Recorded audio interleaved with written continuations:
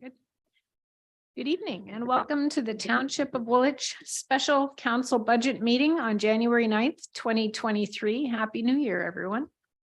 Before we begin, I'll remind council that this meeting is being recorded and live streamed to YouTube. I'll start with a roll call for the benefit of the public watching this meeting. I'm Mayor Johnson, present and chairing this meeting. Councillor Bryant. Present. Councillor Burgess. Present. Councillor Cadeau. Present. Councillor Grant. And Councillor Schwint is not in yet. Okay. The land on which we meet has been here from time immemorial. People have inhabited southern Ontario for about 10,000 years, and we recognize the Attawandaron, Anishinaabe, and Haudenosaunee peoples who lived here when settlers arrived and who share this land with us. May we together learn to care for and respect each other, our flora and fauna, and the land we inhabit together. Are there any disclosures of pecuniary interest this evening? Seeing none, we'll move right into budget. And I'm going to start I've just got a short little blurb here that I wanted to say, starting out by saying it is cruel and inhumane punishment to set the budget right in front of you, right after an election and right after Christmas. But that's what we're stuck with. So thank you very much for engaging with it and the process. There have been a number of initiatives downloaded by upper levels of government. Some of them make good sense, but they often don't come with corresponding dollars to support them. Area municipalities have been behind the 8 ball for years as we all try to manage our infrastructure deficit. Catching up takes money and people to do the work.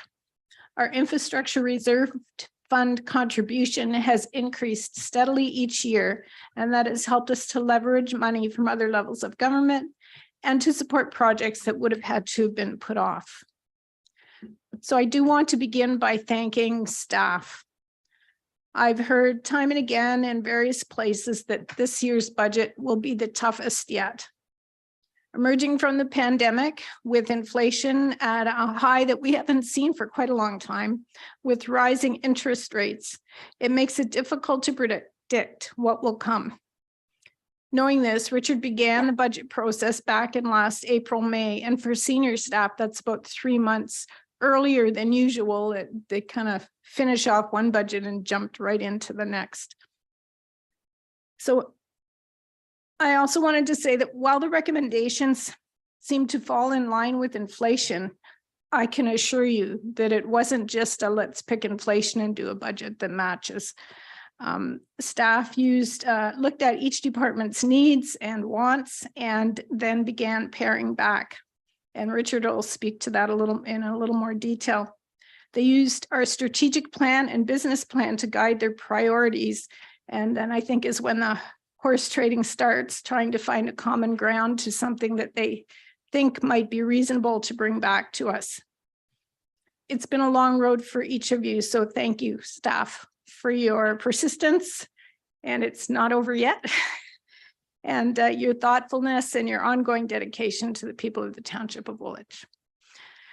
The budget is presented based on past priorities and visions, which is something else that we'll work at in the coming years, is to set our own vision and our own priorities as a council. The difficult and important thing to remember, though, is that when we emphasize one area, it affects other areas as well, whether it's the bottom line implementation of important projects or whether we can meet legislative requirements. So as we go through each budget area over the next couple of weeks, we need to ask questions, but I'd caution against passing motions that will affect the budget until we've heard the whole presentation. And that said, I do believe there's a motion for pre-budget approval this evening for some grant money. So it'll be up to us whether we think it's prudent to do that at this time.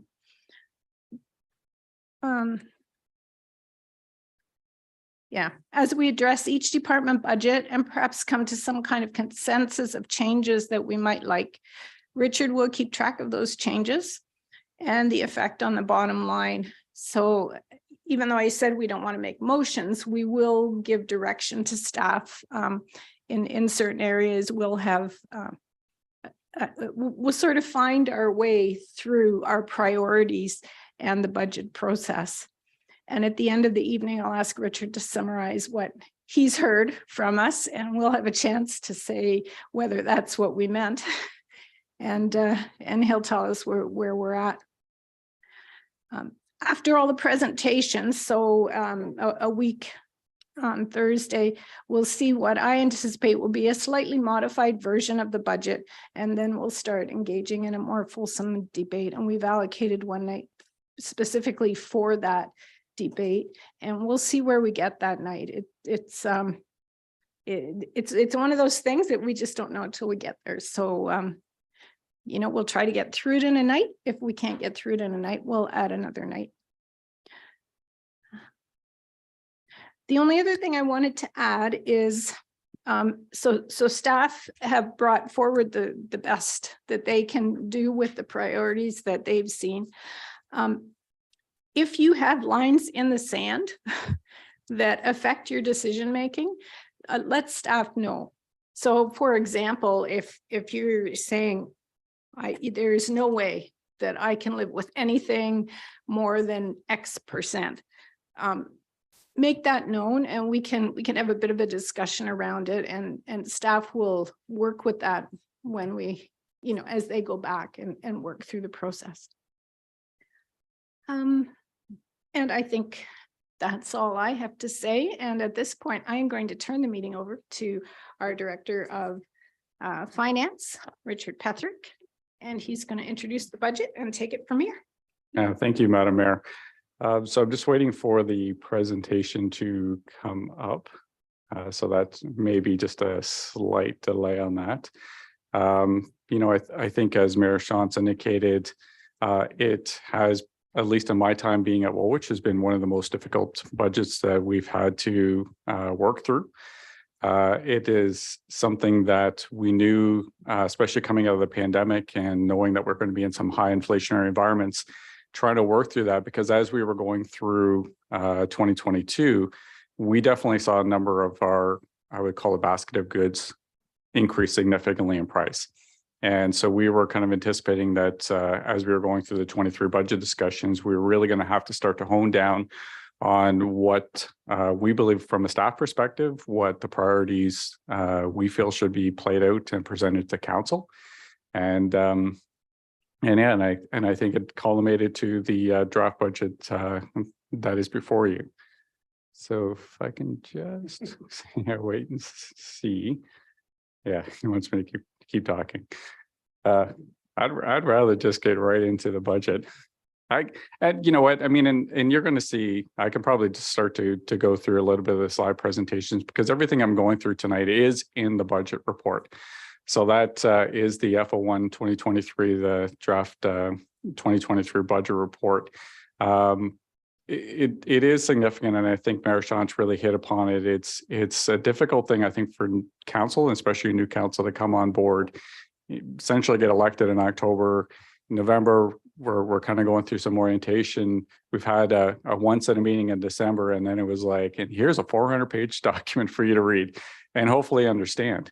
But as we start to go through our budgets from a departmental perspective, you know, we as senior staff and managers that the directors brought with them, we're all here to help answer any questions that council may have. We don't believe that there's any questions that would be silly, any kind of questions that, you know, you may feel may not be the, you know, well, I think I should know that. If you have a question, ask us, because that's kind of what we're here for. We're here for that resource. We want to make sure that council is fully informed as we go through this process. So there's no ambiguity on it. There's everything straightforward. Plus, it's also a good opportunity that if you have a question, somebody else, one of your other councillors may go, I had the same question, or maybe even one of your constituents had the same question. So it's a good thing. Oh, I think we're almost there. But I think one of the things we are going to see when we get into the budget PowerPoint presentation, and I will dive in at least to the first slide, and it's within the budget report, and it's really a pie graph that I gave to council kind of breaking out where 2022 residential tax rate is. And so if you look at that chart, and it's a kind of a reminder to council that out of the full tax pie, we only retain 26% of the tax levy. So while we as the lower tier municipality, we are the ones that that collect on behalf of the region and the school boards, and we remit their portion to them. So we only retain the 26%. So as we are going through tonight's budget, the draft budget presented to council really is only talking about our share. It's not talking about what the region is going to do. It's not talking about what the school board is going to do, just ourselves. And I don't want to step too far in front of you guys, so that's why.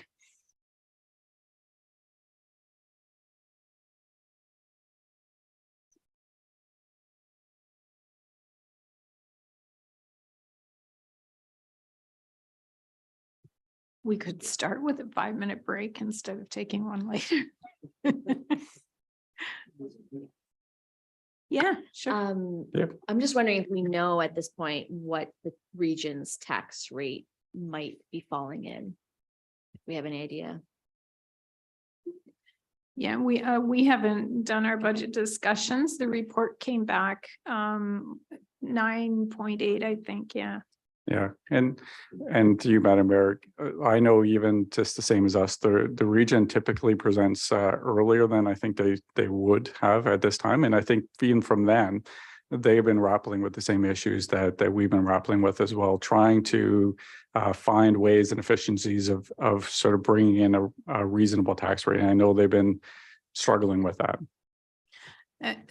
They have, and also, yeah, we usually try to get the regional budget done by Christmas so that it can sort of, I think, so it can feed into the area municipalities budget, but new council there too. Yeah. Yep. So it looks like we are set to go. So if I can have the next slide. So again, this is what I was referring to from the 2022 budget, or sorry, 2023 budget report, looking at the 2022 residential tax breakdown. And again, you know, looking at us that, you know, we're taking only 26% or retaining only 26% of the tax bill. So really that still in my mind gets back into the discussion we've had before when we were doing some council orientations that, you know, while we are looking at an 8.5% increase for Woolwich, it's specifically looking at Woolwich's portion. So that doesn't mean that if somebody looks at their tax bill for 2022, it doesn't mean it's going up 8.5%. It's the Woolwich's proportion is what we are looking at, and that is what is in council's control. So we can get to the next slide. So as we were developing the 2023 budget, from a high level perspective, we're looking at some of the pressures that we were facing as we were developing this draft budget. As council is fully aware, and I think as Mayor Sean's indicated, we are still very much in a very high inflationary environment. We've seen cost escalations increase pretty dramatically. We saw the inflation go up well past 8%. I think right now, currently, we're sitting about 6.8%. I think that is November's numbers is what I recall. So it is still very much a high inflationary environment. And of course, the Bank of Canada, through the number of tax interest rate hikes that they did over the course of 2022, it's meant to try to drop that down or sort of push that down. Hasn't quite had that effect, and we're not so sure that's going to happen in 2023. I think it's going to probably shift more into the 2024 and going forward period. But I'm not an economist, so we'll have to see how that plays out. One of the other issues that we've seen, and I kind of touched upon it loosely, is the supply chain issues, which I think is also a factor of why we're starting to see that, or we have experienced that high inflationary rate. You know, and as I said, from an anecdotal perspective, you know, we've seen, especially in the fire department, we've seen our prices increase like 20-30%. Well above an inflationary, even the highest inflationary target we saw in 2022, those prices, and it really comes down to supply and demand. And unfortunately, you know, we're stuck that there's only so many suppliers that we can deal with, especially with some specialized equipment for municipalities, that we have small supply pool, and when they have supply chain issues, their prices increase just because of that, the nature of the economy or the economic conditions. We also have growth pressures. As council is aware, we are a growing municipality, and with that comes the growth pressures. We have more roads, we have more residents, and come with that, we might have the heightened service level expectations. We have more wear and tear in our facilities and our parks that we need to start to maintain. And sometimes we try to put into the budget some enhancements to the existing infrastructure that we have. But that also includes that sometimes we need to add more infrastructure to be able to service our residents and ratepayers. Also, one of the things that we've been dealing with is the reduction in provincial funding. That's one of the components on the provincial side that we've seen.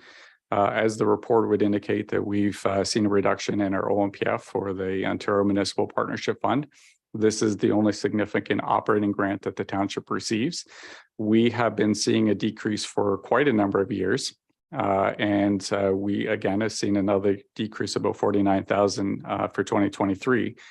And we will more than likely continue to see some decreases until we get down to our base rate about 265,000. So we got a couple more years of decreases. Thankfully, these decreases are getting smaller as we go through the years, but we still will continue to see that. The other significant provincial funding that we receive is called the OCIF, which is the Ontario Community Infrastructure Fund.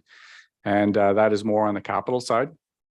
I can say from pretty recently in 2021 that envelope of funding that we received increased quite significantly. But as the new methodology and determination of allocations has changed a bit, and what the province is doing is more of a forward looking, and they're looking at what your replacement costs for your assets are. So we were a little bit late to the table in getting our asset management plan done and approved through council. So we believe this may partly be the reason why we've seen a reduction in our funding for 2023. But we do hear that the province, and they've had made previous discussions or previous announcements, that funding envelope is set to increase. And so we're hoping that now that we've had our asset management plan approved through council and showing that our assets, we've accumulated a number of assets, as I said, because through growth, that forward looking would see that the replacement value is up significantly. And we're hoping that we'll actually see that reverse, and we in 2024 should hopefully see an increase. But we'll see. We only know for 2023. So looking at the budget and kind of where we're heading from a rate or a levy perspective, it is set with a proposed increase of 7%. So this is the base rate. So this is our generalized services that we're talking about. We've also included an additional 1.5% for the infrastructure levy. And this is something that we've been including in budget since 2012. And with that increase, that would result into an additional 193,000 being transferred into the infrastructure reserve fund. And with that, that would build it up to $1.6 million as the allocation if we were to keep this in right now for 2023. So the way that would play out is that money goes directly into the infrastructure reserve fund, and then we can determine through future budgets, actually current and future budgets, of how that money can get allocated. So right now we're looking at about 1.44 million that we are currently transferring. And as I said, this budget is looking at increasing that 1.5% to 193,000. One of the things I can say to council is that, so this whole 1.5% is contained within the financial services budget, and we'll talk about that next Monday. At least specifically my budget, but you may want to have a discussion about it tonight. And really from that perspective, it's looking at it to say that, council can choose to keep it as is, maybe say this is not the year to do it, maybe you want to do more. It is totally contained within one budget, and that additional 193,000 is not put into any of our capital plans right now. So if you were to look at changing that percentage for 2023, it's not going to have an effect on our capital plans that we currently have in our draft budgets. From a staff level, we specifically did that because we didn't want to presuppose that council was going to say, yes, you're going to continue on with a 1.5%. And then if you decide to do something different, that we'd have to come back to you and say, okay, we have to make some changes to some of our plans. We didn't want to presuppose the council was going to go in that direction. So we decided not to include it in any of our existing budgets. The other one, as I said, since we are a growing municipality, you see that our new assessment growth for this year is 2.969%. It works out to about $380,000. We've been fairly fortunate, as I said, to be in a growing municipality. There are a number of municipalities that don't not have the growth that we do. I always find that sometimes growth is a double-edged sword. We get additional tax dollars from the new residents and new properties that we bring on, but that also means you then have to potentially provide more services depending on what they look like. And from the residential perspective, they have the higher demand of services than any commercial or industrial development. So if you just grab the next slide. So from the highlights and the high levels, the total operating expenditures for the 2023 draft budget is just over $23 million. And as I said, this is for stuff like our fire services, snow clearing, bylaw enforcement, parks, recreation, facilities, and the like. Total capital expenditures are just over $30 million, about $30.5 million. And again, the big chunk of this is within our infrastructure services budget. And because they primarily deal with the roads and bridges or the really heavy hard infrastructure, which is the most expensive items we have, but it's also contained with our facility improvements as well as information technology. So with an 8.5%, we're looking at a total levy requirement of just over $14 million. And it can be broken down into 13 million in the operating side and 1.1 million in the capital side. So one of the things to point out within the 2023 budget is a staffing perspective. So in the 2022 budget, we introduced the addition of 4 new road staff in the infrastructure services public works area. However, when we did that, we were looking at how we can kind of phase that in and sort of spread the impact of that over a couple of years. So we had set the 2022 budget with these 4 staff to be starting halfway through 2022. And that means in this year's 2023 budget, we have to pick up that other half. So that's not only just the labor component of it, but it's also the equipment side. So as we have the physical bodies that are going to be doing the work, they need to be provided with the equipment and the tools and the materials to be able to fulfill their duties. And as the slide indicates, this is going to be accommodated through that new assessment growth we talked about. That's what we did in 2022, and this is what we're proposing to do with that new assessment in 2023. Also, if council recall, way back in December last year, we started talking to council about Bill 23 and Bill 109 and the impacts that is going to be having on the township and specifically for the planning department. And so the 2023 draft budget has an inclusion of a senior planner. And as the slide indicates, it's because we're grappling with some timeline changes.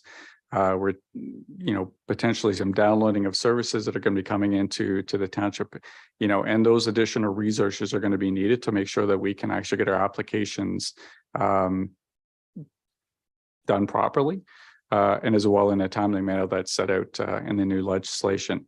Because if we don't meet those timelines, we run a risk of actually having to rebate back some of the planning fees that we collected. But again, we'll get into that when we do the development services budget, and Deanne and her group can expand a little bit more on the senior planner position. The other position we've included is the fire training officer. We currently had it in our 2022 budget as a part-time position. It is proposed to be going into a full-time position, and this is as a direct impact of Ontario Regulation 343-22. Which specifically talks about the mandatory certification for our firefighters. So while, and again, when we get into Thursday's meeting and the fire department is here, you can speak a little bit more to the need and the justification for that position. But ultimately, this position is needed because we've had this requirement that all of our volunteer firefighters have to be trained up to a certain standard. And we're going to need somebody to be able to coordinate and be able to facilitate to make sure that all of our volunteer firefighters are trained appropriately and up to the standards that they need to be at. And lastly, we've put into the draft budget an engineering capital supervisor. Now, unlike the senior planner and the fire training officer, which is contained in the operating budget, the engineering capital supervisor is totally contained within the capital budget. So it doesn't show up in the operating budget anywhere. It's in the capital. And it's in the infrastructure services area. And of course, if you were to read the justification for this position, you would see that Witchard and his group, doing a number of projects to replace, our aging infrastructure, that in order to facilitate that kind of a capital plan, that we need to have that additional staffing resources to be able to do that. And as we get into Jared's presentation tonight, he can kind of elaborate a little bit more on that. I think one of the other significant things that I didn't want to gloss over in the budget report is with our internal external debenture. And again, that is contained within the capital infrastructure services budget area. We're looking at $1.7 billion for the Breslau Drain 1. So that $1.7 billion is our portion. So that's our contribution because we are the road authority. We have pieces of land and roads that we would be assessed through the Breslau Drain 1 project. I can say that I believe, and of course, Jared will touch a little bit more on this, is that there's still more work to be done in 2023. So while this boring may not necessarily happen in 2023, we're looking at showing it in this year's budget to give council that understanding that this is the impact that is coming up. And as it said, and as the report even indicates, I think this may be an internal boring. I'm going to have to speak to the region to see if we can actually internally borrow for this, or we're going to have to internally borrow for this. And the reason being is that our municipal drains are not on our tangible capital asset listing. We don't recognize that as our infrastructure and our assets. We're typically, from a debenture perspective, you would do that for your infrastructure stuff. You would do that for your capital items. Anything that is for the operating perspective, you can't borrow for that. You can't borrow for I guess over a year. You can do short-term borrowing within a year, but you can't do it for a long term. But it's, again, one thing that I'll have to speak to the region about, whether we can actually do some external borrowing for that, but I'm anticipating that we may have to internally borrow for that. And that would just mean that we would be borrowing from ourselves, from one of our reserves, and then paying that back over the years. The other thing would be the Peel Street Bridge, as well as other capital bridge works, and the North Sanitary Pumping Station. That's about $4.5 million in external borrowing. Right now, the North Sanitary Pumping Station, I think it's just over $1 million in the 2023 capital budget. That is a work that's in progress. It was something that council has already approved, or the previous council has already approved. So it is one of those items that, unfortunately, we're kind of already in the middle of the project. But I think council could still have a discussion on the Peel Street, and of course, Mr. Poupé and his group can elaborate on what the other borrowing plans are for that capital area. So as the slide continues to indicate, any of these borrowings that we take on this year will have an impact to future budgets. And if we were to borrow them in 2023 as presented, the Breslau Drain 1 and the bridge works would have an impact on the general operating budget, where the North Sanitary Pumping Station would have an impact on the wastewater operating budget. And looking at taking on this additional like $6 million in debt, it still falls within the council approved debt per capita calculation. So looking at what an 8.5% does, it results in an $84.32 annual increase. And that's based on a residential assessment of $418,000. Council would see that I provided a chart in the draft budget report. And that chart is really to give council a comparator that if we were to look at our neighboring municipalities and use that same $418,000 assessment, yes, we would granted that that may not be the average assessment for those municipalities.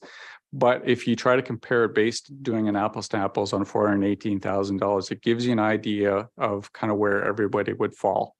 And what it really tells you is that we still would be in the lowest tax rate if we did an 8.5, but assuming everybody else would do a 7. We recognize that not everybody would be doing a 7. Some will be doing lower than that. Region may be doing higher than that. We'll all have to wait and see how that all shapes out. But we chose the 7 because we're saying this is what we're coming in at as a base, and it's that comparator again. So looking at, oh, if you just go back for a sec. So just looking at how that $84.32 breaks out, the easiest way to explain to maybe your constituents or maybe direct people to this recording, that's the great part about being on Zoom and live streamed, is that this works out to $20.17 per $100,000 residential assessment. So that means if you're talking to somebody that says, I live in $1 million home, you can take that 2017, multiply it by 10. I live in a 300,000, you take the same, multiply it by 3. So it kind of gives that good breakdown. And also one of the tidbits I like to give council is, what does 1% tax rate increase look for that average assessment? And that works out to just shy of $10. So every 1% we add to the tax rate, it's about $10 on that average residential property of $418,000. Richard, just to be clear, that's assessed value, not market value. That's People get confused with that. Yes, that's absolutely correct, Madam Mayor. So probably some general comments and a good comment to make. So right now, especially with the pandemic, or MPAC's reassessment year got pushed. So everybody's homes right now are assessed based on $2016. So to your point, Madam Mayor, yes, your home may be market worth, say, $1 million, but it may still only be assessed at $600,000. We were hoping, as part of the fall economic statement, that the province was going to announce when the new reassessment year was going to be. That didn't happen. So at the earliest, we're looking at probably as 2024. So when that does get announced, that means every property in the province will have a reassessment done on their property, and we'll come back to council and do a presentation with MPAC to give council the kind of a lay of land, and then even to specific to what we can expect to see from Woolwich. And that way it'll actually help you guys as councillors to be able to direct any constituents that may have any questions, as well as even you guys will have some preliminary information that you may be able to share with your constituents. So as I said, still looking at a comparator group, which still has the lowest tax rate in the region. And the other tidbit is every 1% increase, it generates 128 or just shy of 129,000 in additional tax funding for service and programs that we have within our operating and capital budgets. So looking at our timeline, so tonight we're just kicking it off. So after I'm done this presentation, I'll be happy to take any questions that council may have, at least on the budget report. And then we'll get into the infrastructure services, both the operating and capital budget, as well as development services. On Thursday, we'll talk fire services, both their operating and capital, as well as recreation and community services, operating and capital. And then next Tuesday, we'll finish it off with the CAO, financial services, corporate services, and your own community council budget. And then, as Mayor Shantz indicated, next Thursday is going to be that general budget deliberation. So that's, I would call it a free for all for council to debate anything that we brought forward, or any questions, additional questions that you may have. So as I said, happy to answer any questions that council may have, but if you have specific questions with regards to each of the budget areas, as I said, infrastructure services is going to be going first, and development services, they're going to be doing a high level. That doesn't mean that council cannot get into the weeds, can get into the line by line if you would choose, but from a staff level, we're going to keep you up at a higher level and kind of give you some preliminary opening comments, and then we'll just leave it up to council as to where you would like to take the conversation. So with that, Madam Mayor, I'd be happy to transfer it back over to you and take any questions that council may have. Okay, thanks for that presentation. Are there questions for Mr. Petherick? No, I'm not seeing any. So we'll turn it over to Jared Poupet, our Director of Infrastructure Services, and his sidekick, Carter McGuire.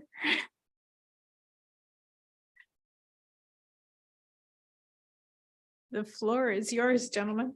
Thank you, Mayor Shantz. And through you to members of council, I'm just going to get the presentation up here and running. Give me 1 second.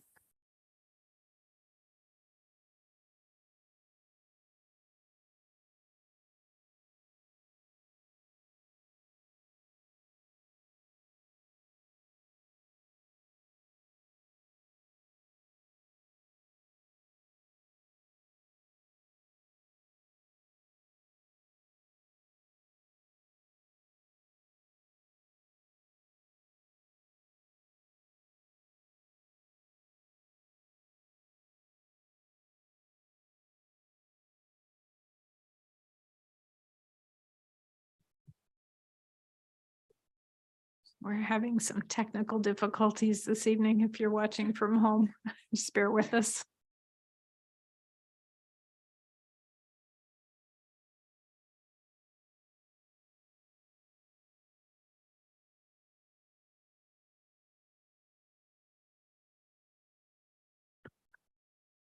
Thank you for that. I'm not a technical savant, unfortunately, so I think we got the presentation up and going.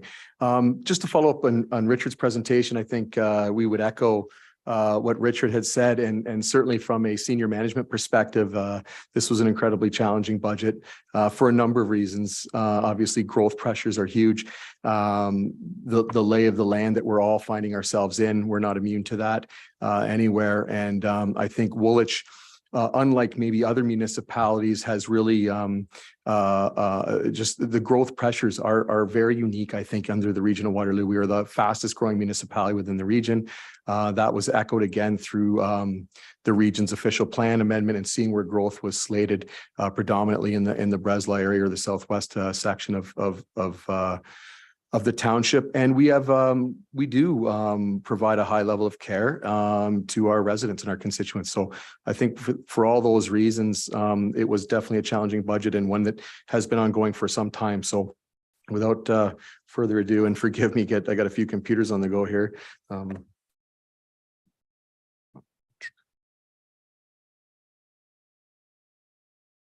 Oh, that didn't work, Jeff.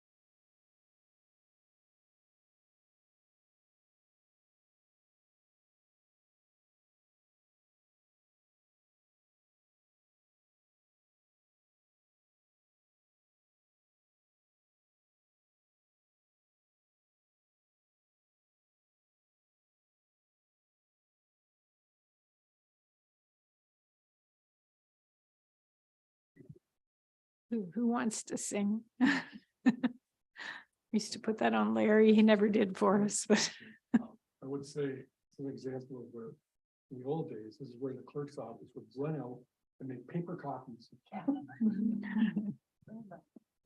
in the old days, it was all paper copies. Yeah, that sort of shows that the transition between that. Yeah. if technology didn't work, it was like, okay, we're gonna go make vision. Yeah. Or you had them ready. So that's just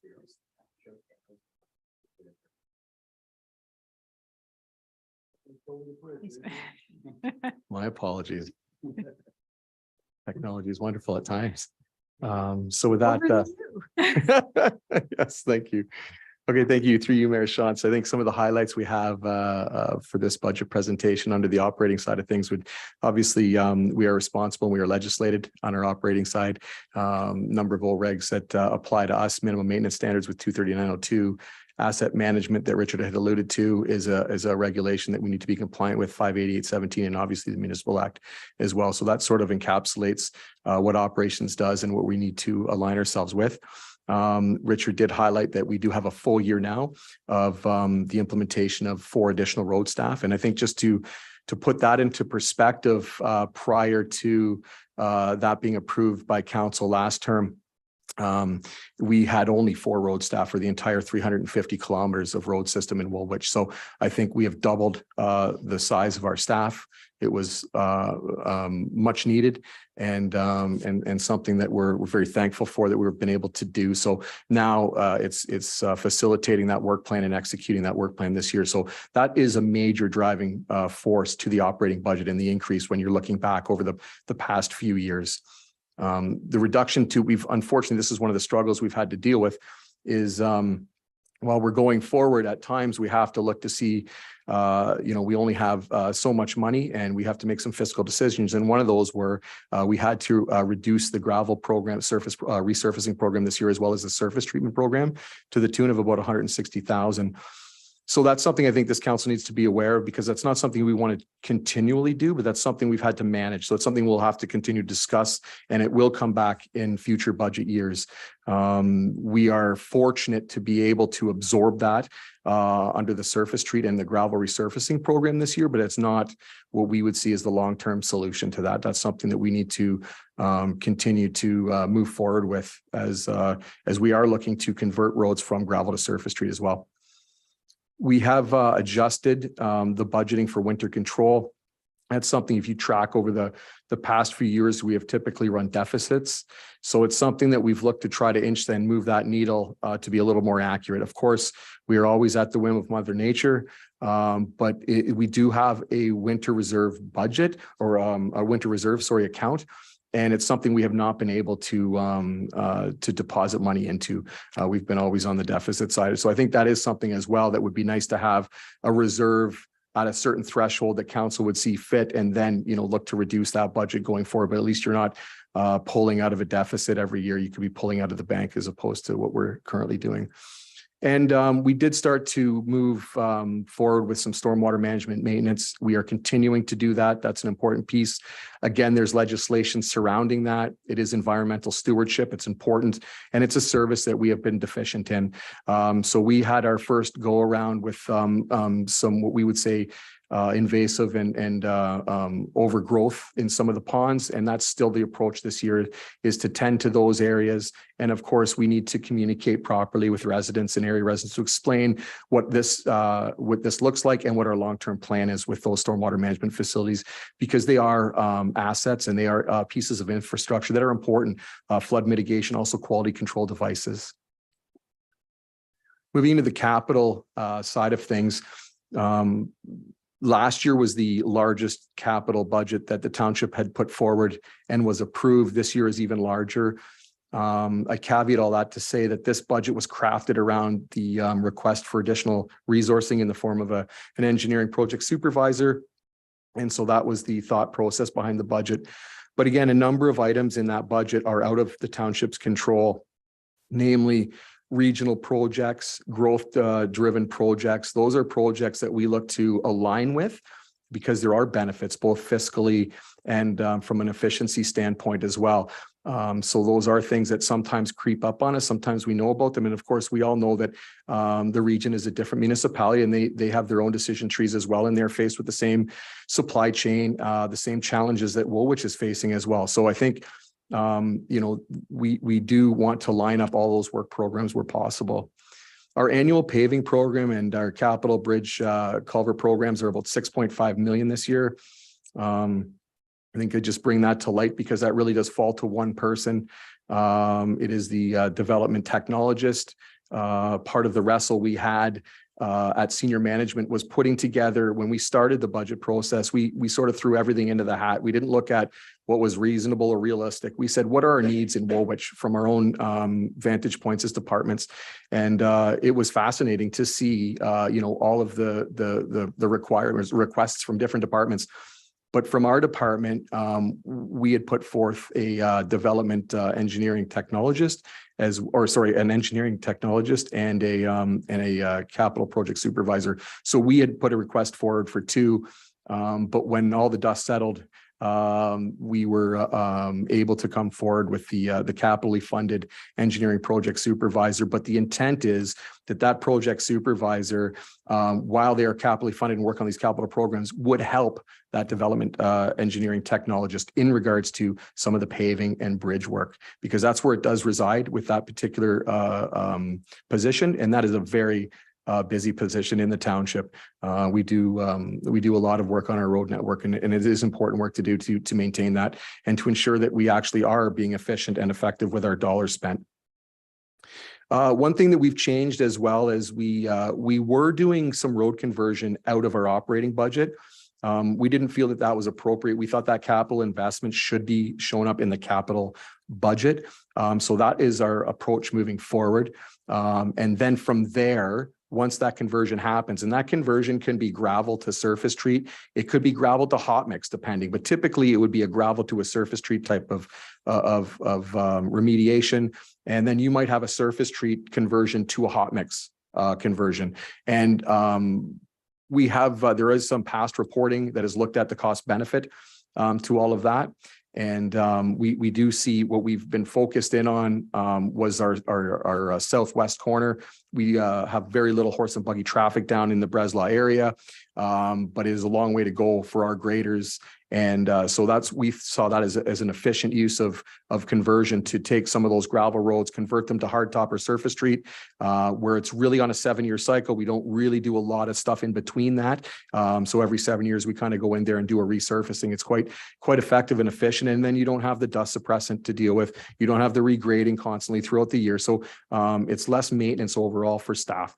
And that was something that was supported by previous council. And we've just kind of carried that forward this year, and then done the enhancement to move that investment into the capital side so that it's picked up with operating later on. Our surface treated program and our gravel resurfacing is all funded through operating.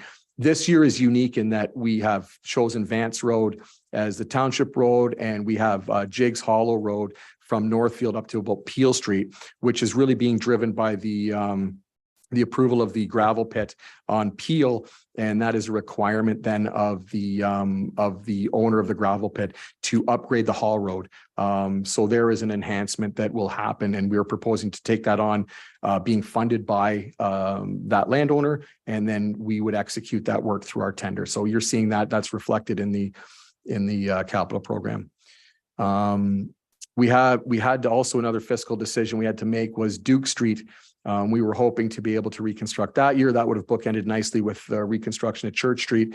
But this is some of the challenges we run into with the region had separated Church Street, and that caused some decision making to happen. We had Duke Street looking to go, and we have Georgian High as well. And I don't know if anybody's driven either of those, but Georgian High would certainly require resurfacing. And so that's one that we're looking to try to do in 2024. And the region will take care of the second half of Church Street in 2023. So therefore, Duke Street, where we could do in 24, it's what's shown currently. But I think that's still something that we need to flesh out. Depends on how this year goes. But it was more a fiscal decision. I think we would have capacity to do the Duke Street this year, even though it's a big job. Fiscally, we just can't afford it. That's as simple as that. The debentures, Richard has already explained here, their levy and wastewater debentures. Just regarding the Breslau Drain 1, I think that's very important to understand is that because it's not an asset that the township owns, that's where the debenture is different.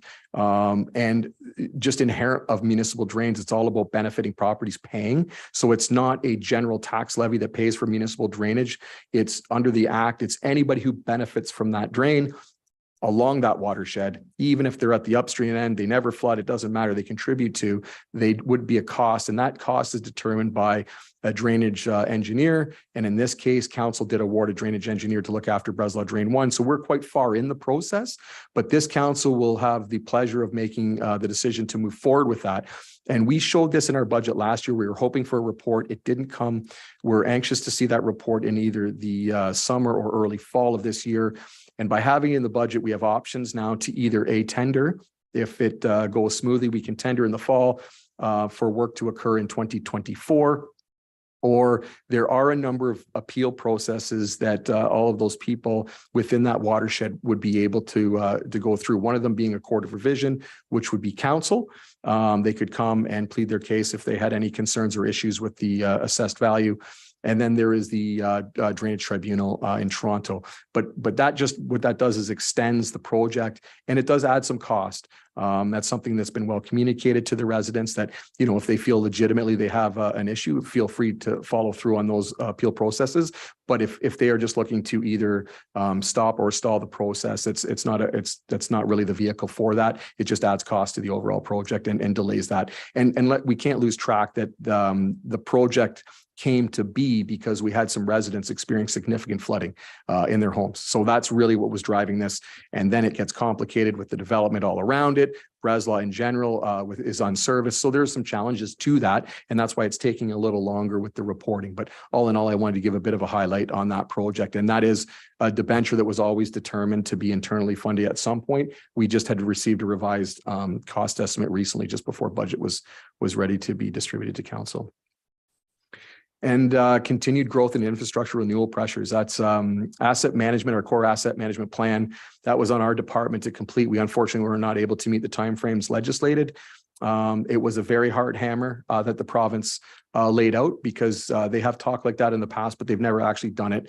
And we assure council here that that was not the intent. We know that we are not alone. There are a number of municipalities that have either A, not completed anything asset management related, or not complied with this particular deadline.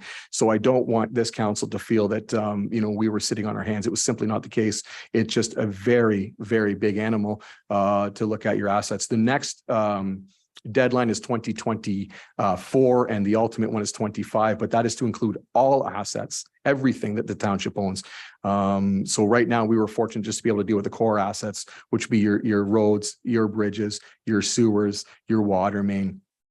Those were the big core pieces that we needed to comply. And they paint a picture that this government, rightly so, is saying that municipalities need to understand what they own, the condition of which they're in, and those replacement costs, and then funding will be allocated accordingly. That's the message. It's a good management tool. It's the right management tool, and it's something that we need to live and breathe as staff. And I think that's our highlight overview. And I think if there's any questions on that, oh, Mr. Patrick has questions. Richard, go Yeah, ahead. thank you, Madam Mayor. No, not a question, just a comment for council. Since we are still, I think it's probably fitting to say we are still very much in a hybrid position, not just from some people are in the council chamber, some people are at home, but staff are actually on electronic. Council, by the most part, looks like you're on paper. So as we're going through each budgetary area, we may be on the same page, but looking at it differently. So I think when we get into specific budgets, just let us know what budget you're at. So if you look at the top of each area, it'll say like infrastructure services. I'm going to say like bridges, engineering, admin, like whatever the top heading is. Just let us know that's where you are, so we can kind of track down with you. If we were all on paper, you could have easily said, if you look on page number, then we would have looked on page number. But I think we're kind of on that hybrid between the two. So we just want to make sure we're, no pun intended, on the same page.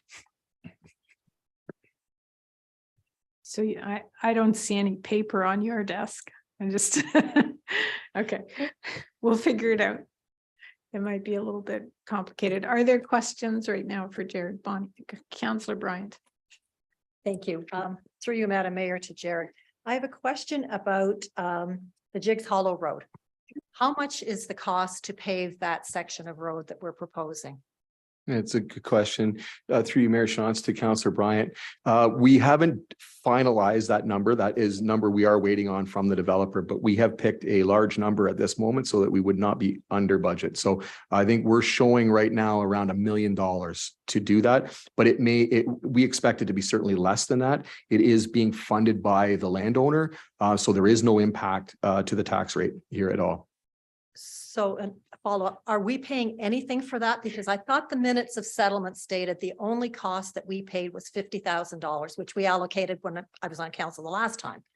Yes, that's correct. So that 50,000 we have inflated through inflation from, I believe it was 2014 when that 50,000, and the total number payable by the township about $61,000, $62,000. So that's all we are paying. That's towards correct. that. Okay, That's so correct. The rest of that's totally picked up by the gravel company. Yes, Thank that's you. I just accurate. wanted to Yep. clarify that. Yep. Yep, that's Thank you. accurate. Anyone else? Councillor Burgess. Through you, Mayor Shantz, to the Director of Infrastructure. Just talking about capital assets, I just wondered if we could bring up the Peel Street Bridge. Our debt has currently 2.4 million, and taking on another 6 million is a large increase, especially when we're in the highest interest rate market in the last probably 2 decades or so. And we are approaching our debt per capita ratio. And yeah, just wanted to get your thoughts if we could look at delaying that till we get upper level government funding, or when we're in a better position financially. Thank you. Through you, Mayor Shantz, to Councillor Burgess. So I think I just direct everybody to the capital bridge and culvert program line item in the capital draft capital. And what we're reflecting all of those projects under there, and under the debenture column, and forgive me here, about almost 3.6 million, I think, is what is shown. That includes 2.75 million associated only for the Peel Street Bridge pedestrian conversion. The other $850,000 would be related to the Greenhouse Road replacement project. So I want council to be aware that 3.6 million covers 2 projects. So the decision really is, if council wants to proceed as is, this is the cost. If council wants to remove the Peel Street Bridge pedestrian conversion program and move that down, that is possible. Nothing needs to happen other than a council decision. There's no liability and risk to the township. It's not that if it doesn't happen this year, there's any concern that way. It is protected and boxed up, so there should be no access to it. It would just be paused. We would advocate, if that was the decision, to continue with Greenhouse Road, albeit I should say that it too is not going to fall in next year. It just starts to compound all of the other work plan going forward, is all it really does. So it does become a juggling act at some point, but there is no inherent, I would say, real risk that can't be managed if that was a decision of council to forgo the debenture under the Capital Bridge and Culvert program. I don't know if that answers the question, but. Yeah, thank you. Guess just look for other council's thoughts on that, but we can chat about that later if needed. Anyone else? Yeah, go ahead, Councillor Burgess. Yeah, through you, Madam Mayor, to the Director. Just talking about, you're looking for another staff member. Just again, with a high request of what we're looking for, projected tax increase. What would be the ramifications if we decided to delay this new hire for a year or two when we're in a better situation?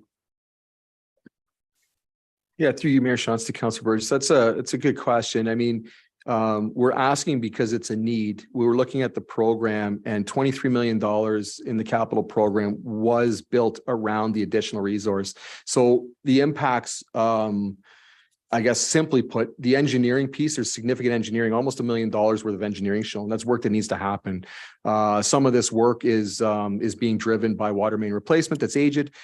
We do have some water mains with the presence of potential of lead in there. That's something that we would look to actively remove. Something the ministry would continue to want us to do. We have to do lead testing because of it. So, once that's removed, obviously our lead obligations go away. It only exists in Elmira, but some of those projects are driven by that, and just the workload and magnitude in general is definitely going to be impacted. So I would say from a high level, we would probably need to drop about $4 million or so from the capital program if council was not to support that engineering project supervisor. So, Yeah, I believe I got roughly about 4.6 million, we would say needs to come off.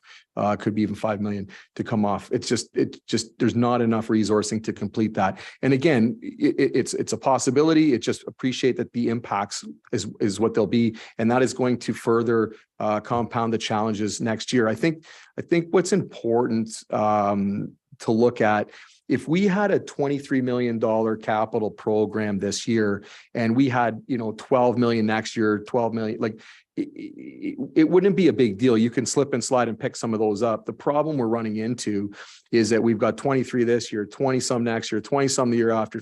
And then by year 5, it's more difficult to sort of pinpoint. And that's why you see year 5 a little bit different. But generally speaking, we don't have that ability to spread things out. So things will just not get done in the time maybe they need to. And that could have some cost impacts. There could be situations where, and this happens in many municipalities, it just hasn't happened a lot here, in that some hard decisions are made from a service level perspective that maybe we're not replacing bridges as well or culverts as well as we do here. And we sit with road closures for a time until we are able to get some money together. I mean, that's just something that I think needs to be wrestled with in fairness. But I think from my vantage point, knowing the work plan that's before council, that's the ask that we would have. Thank you for that. And I have one more question, last one, if that's all right. Just talking about line items, I should have went to it. It was, you touched on the stormwater maintenance and also on another one you didn't touch on was tree maintenance labor and the equipment associated with it.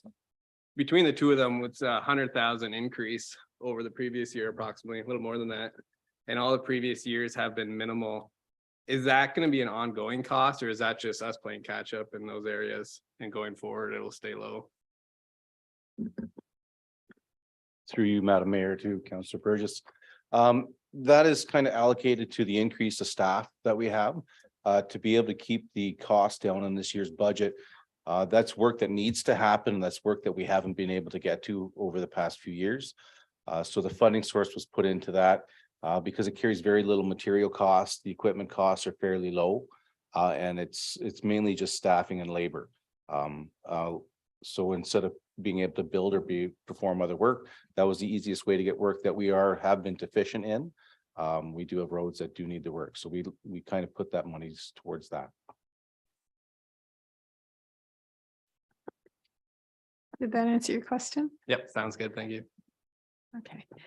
And I mean, this is a new council, and I know with the other councils, we spent a lot of time talking about infrastructure deficit and, how we're not just us, every municipality is sort of behind in their infrastructure maintenance and renewal. And so our challenge is going to be to balance where do we sort of cut back on some of our infrastructure work and then get sort of multiplied behind more as time goes forward. And I don't know, Richard or Jared, if you want to speak a little more to that, where we're at. Oh, Councillor Schwint, yes, welcome. My apologies, Mayor Shantz, to staff and council for my tardiness. I want to follow up on Councillor Burgess's comments on costs and some capital items. Curious how it would affect our efficiency and ability to adapt if some projects we apply for funding from province or the feds and we make them dependent on co-funding applications. Does that mess up staff's planning? Is that an option for some items? How would that fit in the budgeting? Mr. Patrick? Through you, Madam Mayor, I think the challenge comes back to what programs are out there and what programs we can, whether that is going to be an allocation-based program or is that going to be an application-based program? Because I think the significant ones that we'd be looking at, hopefully to help, especially with infrastructure services in their capital plans, is looking at more at an application based. We've been fairly successful at some of the applications that have been available to us.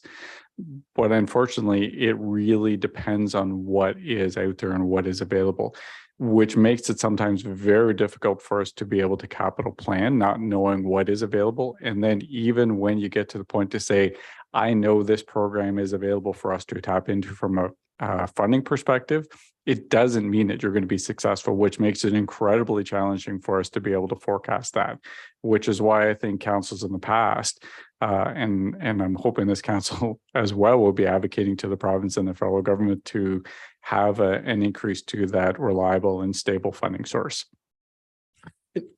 If I may, just through you, Mayor Shawns, to Councillor Schwint too, a case in point would be Glasgow Street. So we had applied about 3 or 4 times, denied a bunch of times, and then did finally receive provincial funding and federal funding for that project. But that would have been one that, I think it was 73% was funded from the province and the feds, and the township was fortunate enough to be subsidized to complete that work. So it's not that we're not doing that. It just, I think to Richard's point, it's challenging. And then in fairness, you don't know who's always looking at those applications, because it wasn't a whole lot different. So one, we were denied, and then finally we were approved.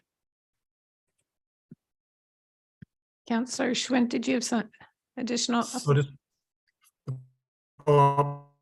my You're kind of. comment, I guess, would be is, do we have to approve capital?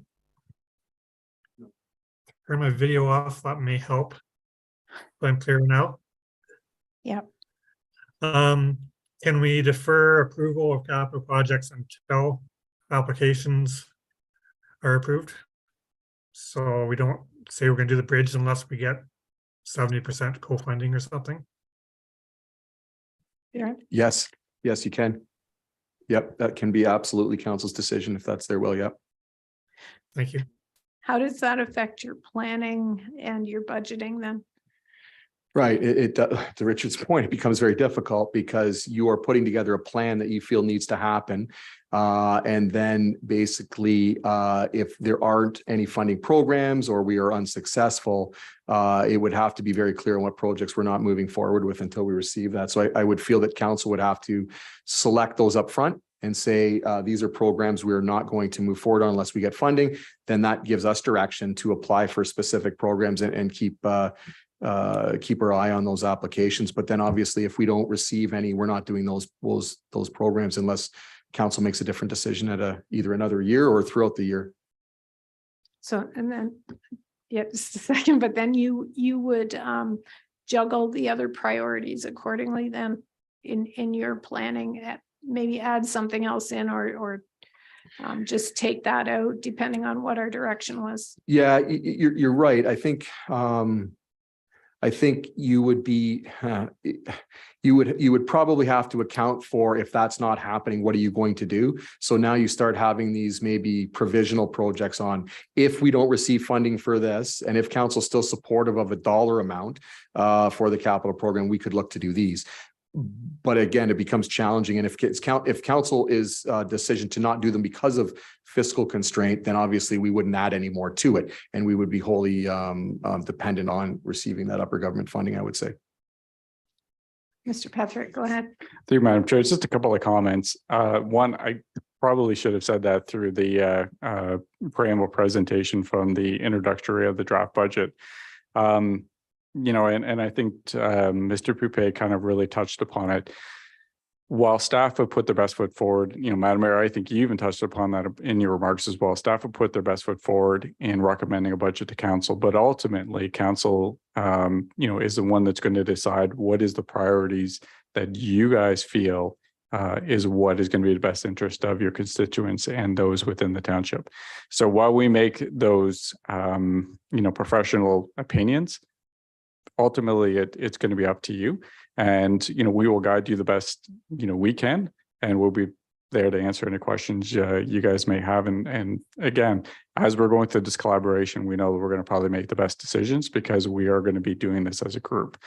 My other comment really comes back to a little bit to a point from Councillor Swint is, if you look at infrastructure services, it'd be called the IS funding page.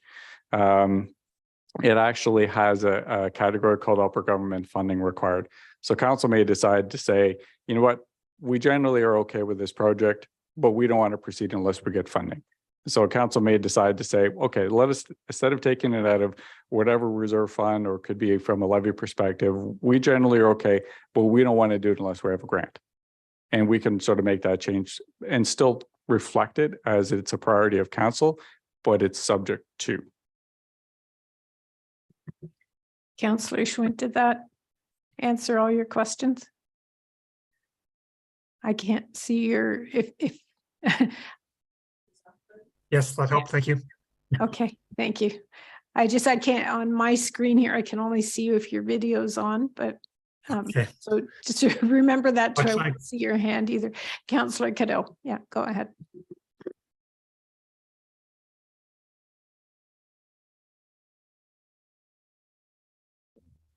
There's that pesky mute button. Sorry, I made everything on my screen disappear. Thank you, Mayor, through you to Director Poupey. You had made reference to it at the beginning with the surface treatment being almost halved in the budget. I'm wondering if you can reflect on that, and are there any risks to using those? I know I'm largely gravel roadways. Should we go forward with something like that? I mean, that's half the budget, right, for the year? Yeah, through you, Mayor Shantz, to Councillor Cadeau.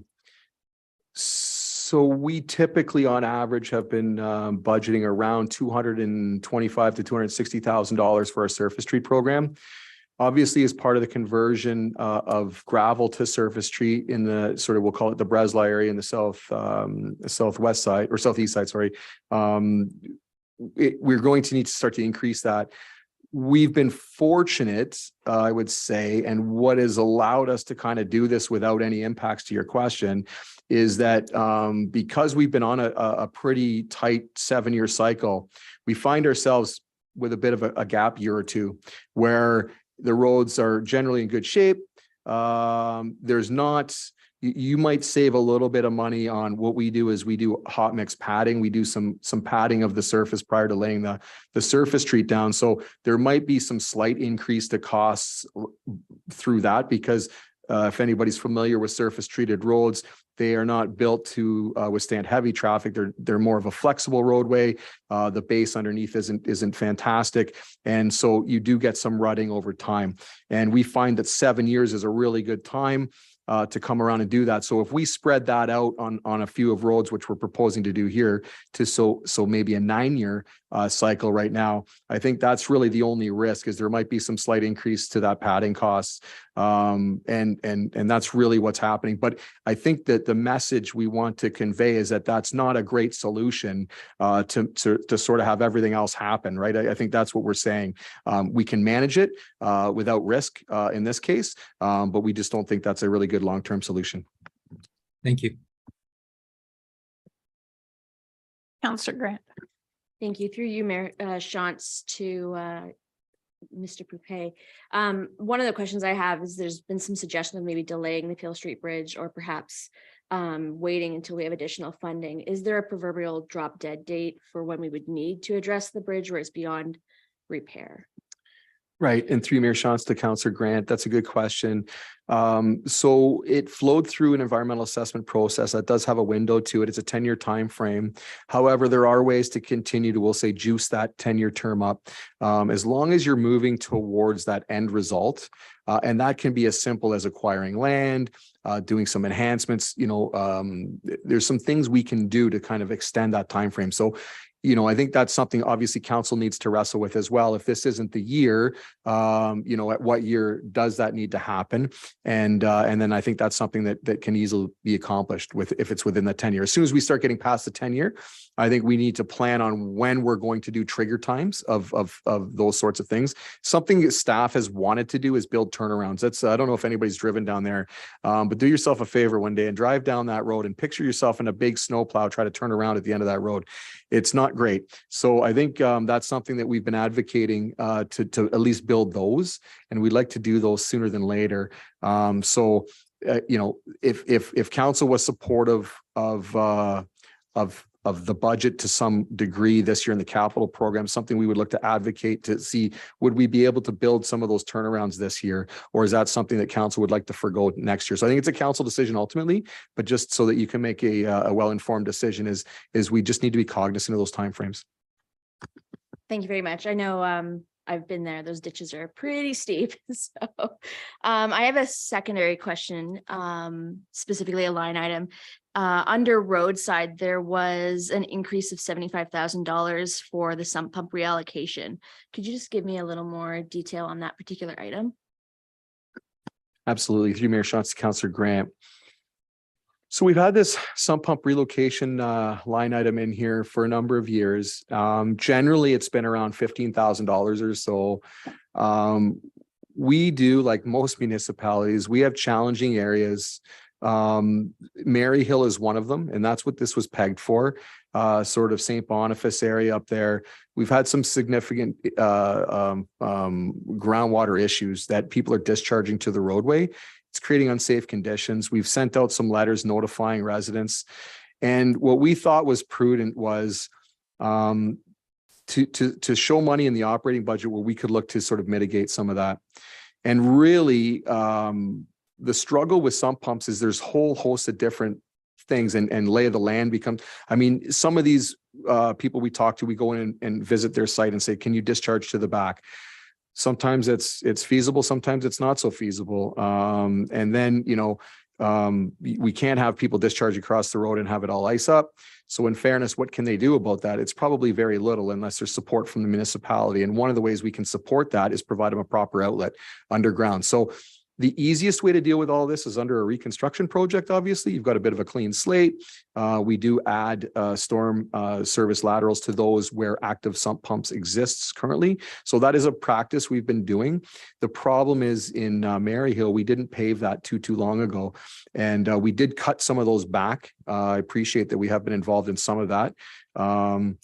And that has exasperated some of the icing up on the sidewalk and maybe helped a little bit with the road and vice versa. So we looked at that this year, and in fairness to the residents, we thought it was prudent that we put this in the budget. And our thinking would be to do a bit of a retrofit, put some pipe behind curb, don't disturb the road so much, go under a couple of driveways and poke into some catch basins.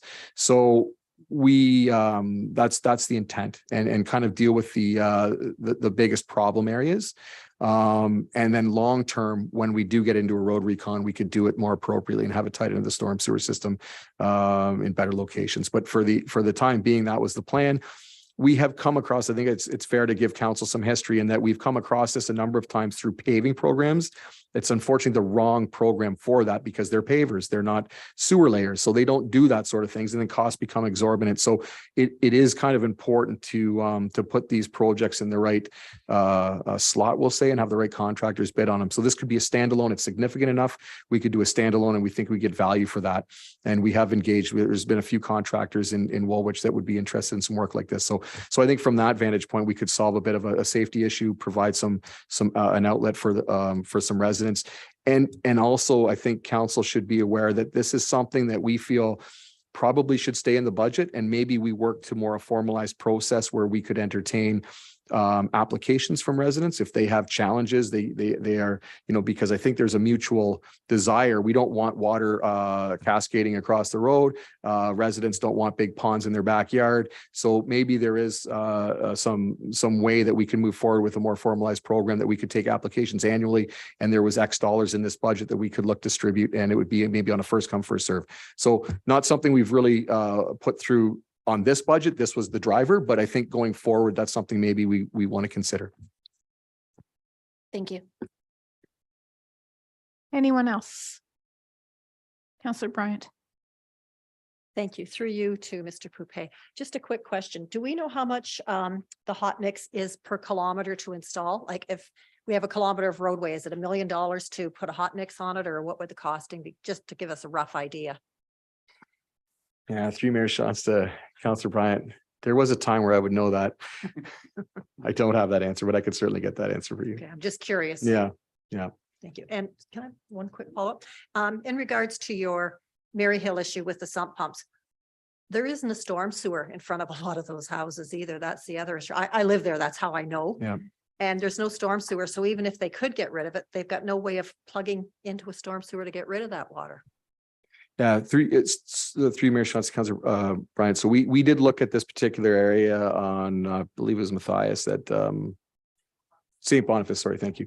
But there was enough enough catch basin. The storm was on the wrong side in a couple locations, but there were catch basins that we were able to get in and pick up a few of those properties. We couldn't do the whole street, but I think we looked at a few pockets that we could certainly take care of and alleviate a lot of that problem. So when you improve this in the future, would you add more storm sewer outlets if necessary to catch the properties that are creating the problems that you're mentioning?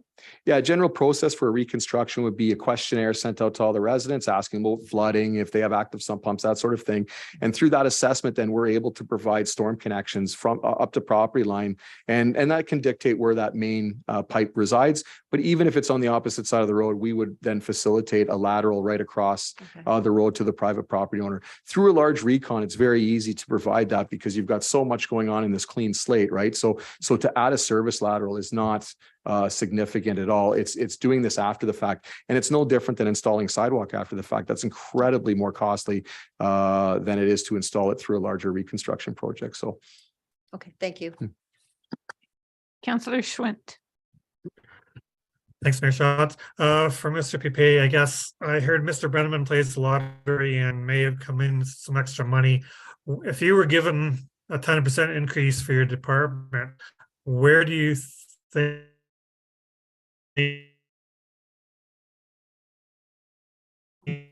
Maybe turn your video off. You're freezing on us again. So I just can't see if you put your we're hand up. most but we can behind hear in you. terms of Try again.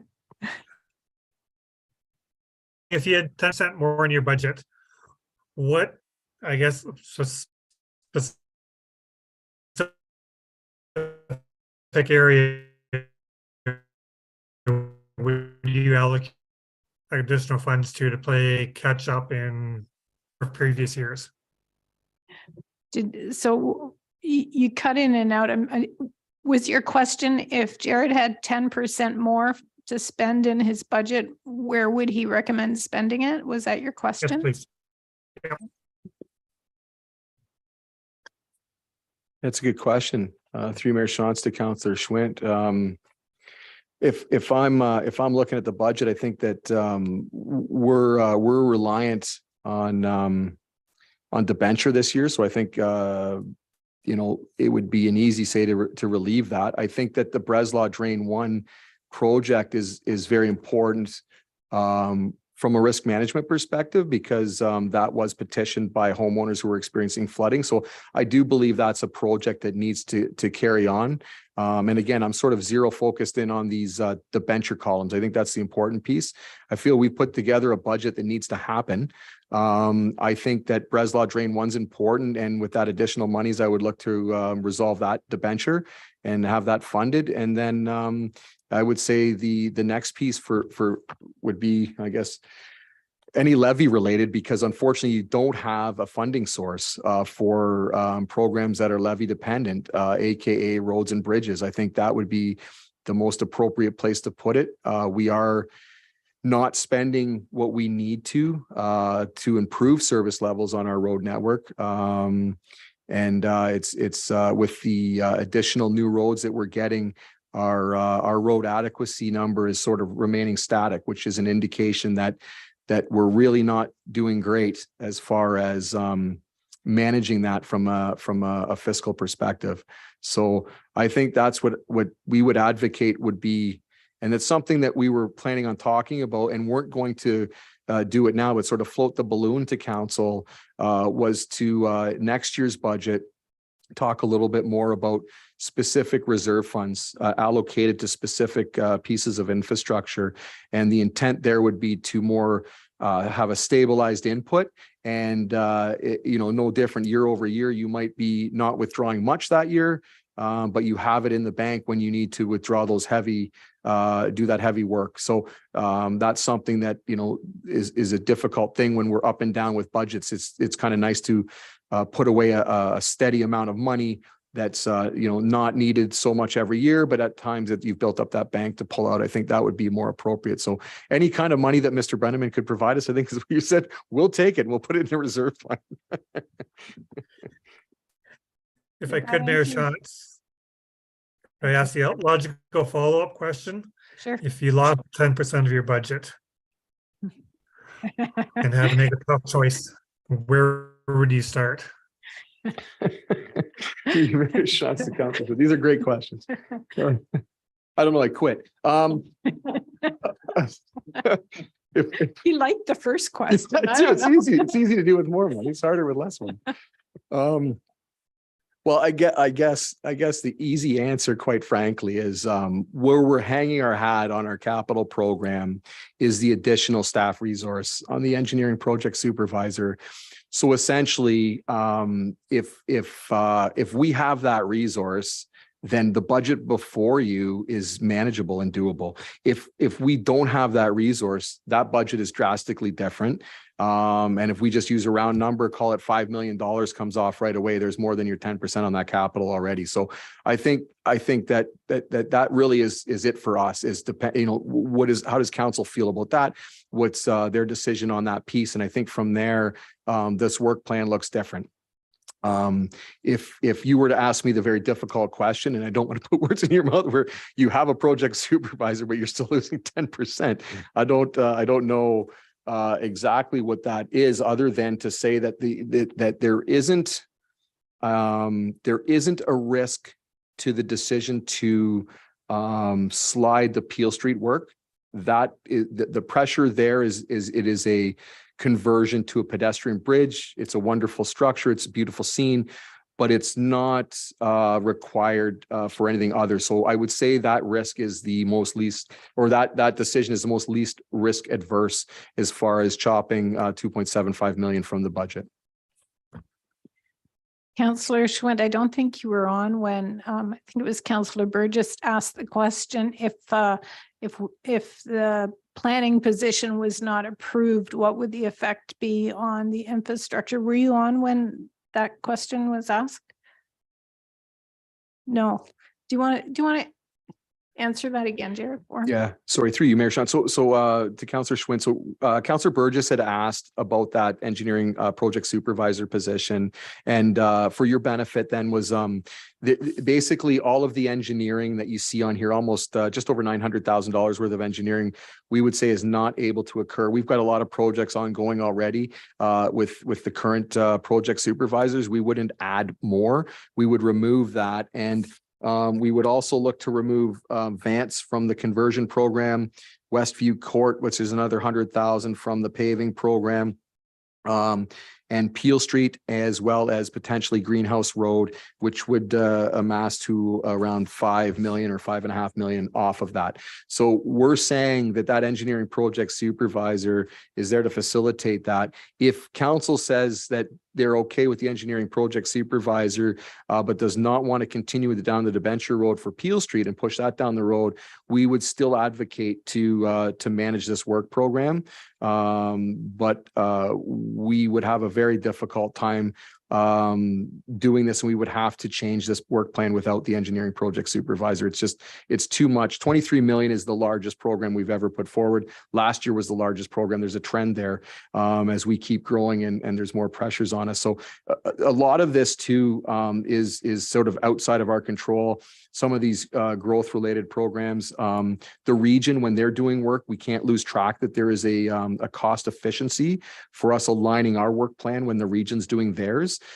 We get a very good deal with respect to restoration. We only pay for the pipe install. We don't have to pay for all the gravel and asphalt above. So that's a big cost subsidy to the ratepayers of Woolwich that we certainly want to line up any infrastructure renewal programs with the region. And we appreciate they struggle with schedule as well. So that's a challenge, as we well know. Okay. Councillor Schwinn, were you finished? Nope, thank you for that explanation. Okay, Councillor Cadell, go ahead. Thank you, Madam Mayor. Through you to Director Poupey. Don't want to belabor it, but just to confirm, the Peel Street Bridge for this year, we're looking at 2.75 million. Is that what you had said? And That's that correct. is purely from debentures, correct? That's correct. Yeah. With no true real risk of not moving forward with it. So Correct. to that point, would you recommend pushing it for 1 year, 2 years?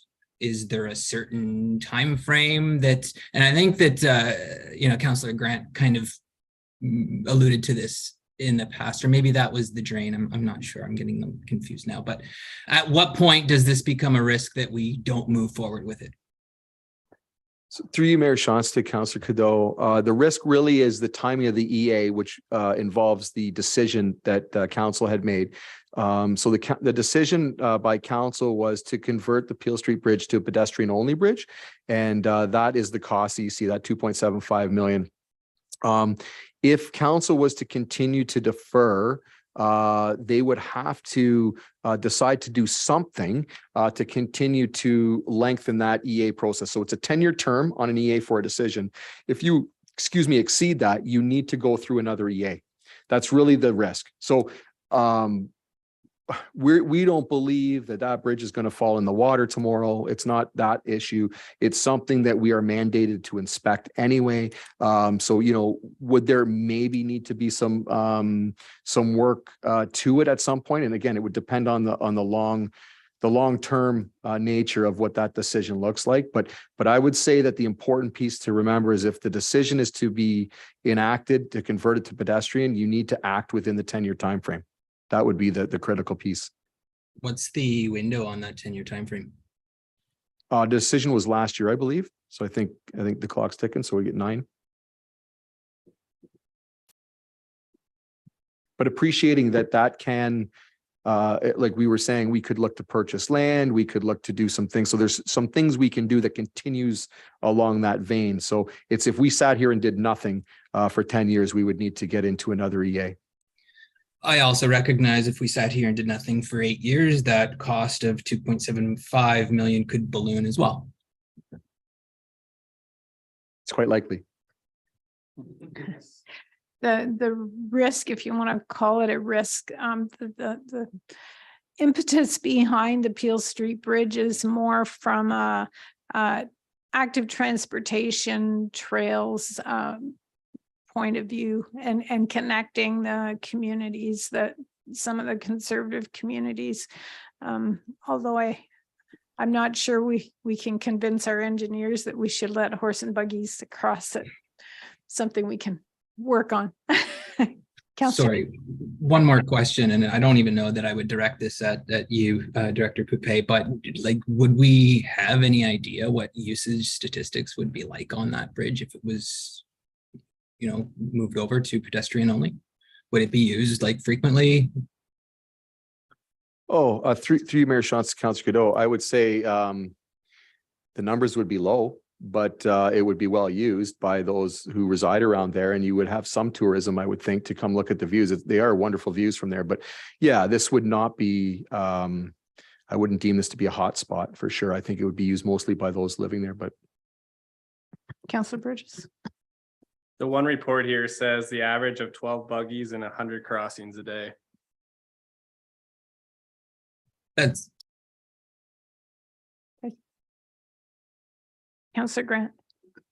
Through you, Mayor Shantz, to Councillor Cadeau, maybe just for perspective, it's a quite popular area. I've been there a number of times to swim dogs, but camping, fishing, it seems to be quite heavily used, as well as the residents of Winterburn are quite fond of that bridge and use it as a key thoroughfare for accessing communities across the river. I do worry if we defer it that we'll just end up slapping band-aids on it for a period of time and kind of let it drag on. It has been closed for 6 years, which is quite a long time when you're living in that community. Councillor Bryant. Through you. This bridge has the heritage values and it's valued by the whole, I've heard from a lot of people from Winterbourne through Conestoga down to the southern part of the township. They want that bridge preserved. And I know that film companies have come up, they use the valley for their filming purposes, and it's something that people want to see preserved. They don't want to lose it.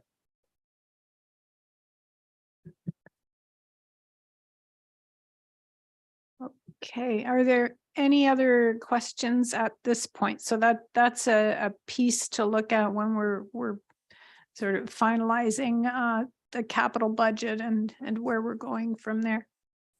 Oh, sorry, go ahead, Councillor Schwint, go ahead. Maybe turn your video off right away because we're not getting anything yet. Okay. And now on me myself as well. This one may be for you, Mayor Shantz. Following up on the staff position for the engineering supervisor, has Woolwich ever shared staff positions like that with other towns? Staff indicated that if we defer some projects, we may not need a full-time position. Is it all or nothing, or could we share? Who wants to take that one? Sure. Jared? Yeah. Yeah. Mr. Poupey. Yeah, through Mayor Shantz to Councillor Schwint. So in this, we haven't shared engineering resources before. I think there have been at times positions that would suit both. We have been in discussions, they sort of stalled because of COVID a little bit. One thing that our department took over was municipal drains from clerks in the last couple of years. And what we were talking about there was sharing a position with Wilmot for specific to municipal drains, because we kind of felt there was, you know, maybe it wasn't a full-time position here, maybe it wasn't there. And could we, you know, kind of create that position and they could fund and we could house it here. That was sort of the discussion piece in it. And again, like I said, it hasn't gone anywhere for council's approval yet, but maybe it does come back. But I would say from an engineering perspective, we've got, I guess the challenge here is we have more than enough for one position. That's the thing. And I guess when we were crafting this budget, and I don't know, Councillor Schwint, if you were at the beginning of our presentation, but one of the things that came out when we were wrestling with the other departments to start this whole process, we had sort of thrown everything on the table and didn't really think about it practically, just said, what do we need? Or sorry, didn't think about it realistically, like what would council approve? But we thought, hey, what do we all need from department perspective? And our department was looking to have an engineering technologist and an engineering project supervisor, because the technologist looks after the paving and bridge program, and it's getting so big. It's almost unfair for one person now to manage that. So the thinking here was that we weren't allowed to come forward with an engineering technologist. So we've kind of put what we feel is our we definitely do feel we need an engineering project supervisor. And what they would look to do is something you typically wouldn't have a project super do, is to help out on the paving and bridge side of things. So that's kind of how we're looking to manage that, to give support, because we still feel we're under-resourced even with this addition. But that's why it's not a nice to have, and we can kind of manage this draft budget. If it's in, we can do this draft budget. If it's out, we'll have to adjust the capital plan. That's I guess as simple as it gets from our perspective. Councillor Grant. I have maybe a particularly interesting question, which is, have we looked at force multiplying some staff by using co-op students? I know Conestoga College has the architectural construction engineering technician program that the region uses quite a bit for co-ops. Yeah, that's a good question. And through Mayor Shantz to Councillor Grant, I think we typically have housed a co-op student in Woolwich. They do lower order things. They help out with some of our sidewalk inspection. This is legislative. It's important, but it's stuff that you could typically use a student for. These kinds of projects, when you're responsible for millions of dollars, that's not what you need. You need experienced people. And we aren't. This is a challenge as well, being a municipality of our size, is because if you're a larger municipality, you have more support staff. We are exposed in everything we do. The director at Woolwich is involved in far more than anybody of my counterpart peers, I would say, on the city side. So that's one of the pieces as well. And it is what it is as far as I'm concerned. But I would feel that we would spend more time training, and then you only have them for a short period of time. The other challenge we ran into is getting students nowadays too. The way the market is, lots of people pay a lot of money for students to do different things, and they tend to go to larger centers. Unfortunately, we can't support that same dollar. And we struggle too because we are so busy. So we aren't able to spend all that time maybe that's necessary. So we do look for a sharp-witted co-op student. So if there's anybody out there who wants to apply and work for a wonderful organization, we will certainly accept resumes. But that is one staff member for very specific work, not so much for implementing a capital program. Any other questions? I'm not seeing any, Mr. Brenneman.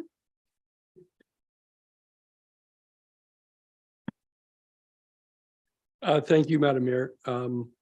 First of all, thanks to council for some very good discussion to open our budget discussions. But I think, you know, one of the things in sitting back and being a part of the senior management discussions and then listening to the discussion and debate tonight, and also to comment on some things that I've seen throughout, my extensive career, is that, you know, ultimately the thing we're really debating and discussing is how we best address our infrastructure deficit, and in terms of what resources and what time frame. And I mentioned that because I've seen throughout my career where, yeah, there are times where in any given year, you can make certain decisions to maybe scale back, reduce and cut back. Where municipalities right across Ontario got themselves into great difficulty was many years ago, reducing over a series of years, sometimes as much as 10 years, the amount of investment in infrastructure, again, in the spirit of keeping very, very low tax rates. And that's one of the things I think we need to keep top of mind ultimately when we're debating this budget. In particular, this particular department's budget is, you know, staff have indicated we've put forward what we believe are the dollars and the staffing resources to stay aggressive, to manage our infrastructure deficit. As you've heard from staff, we certainly can make some decisions potentially that help to address ultimately the tax rate. But I think what I want to caution council on is,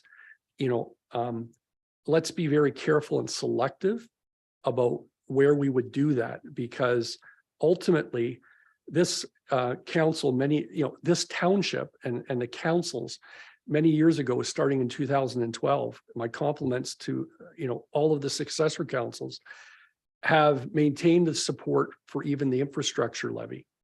And that has been important because, we have a big infrastructure deficit. However, I'd be remiss if I didn't note, we can never do this alone. There's been a comment tonight that what about senior level government funding? Again, we're always applying for that. Unfortunately, though, one of the things I want to remark on is the Association of Municipalities of Ontario, AMO.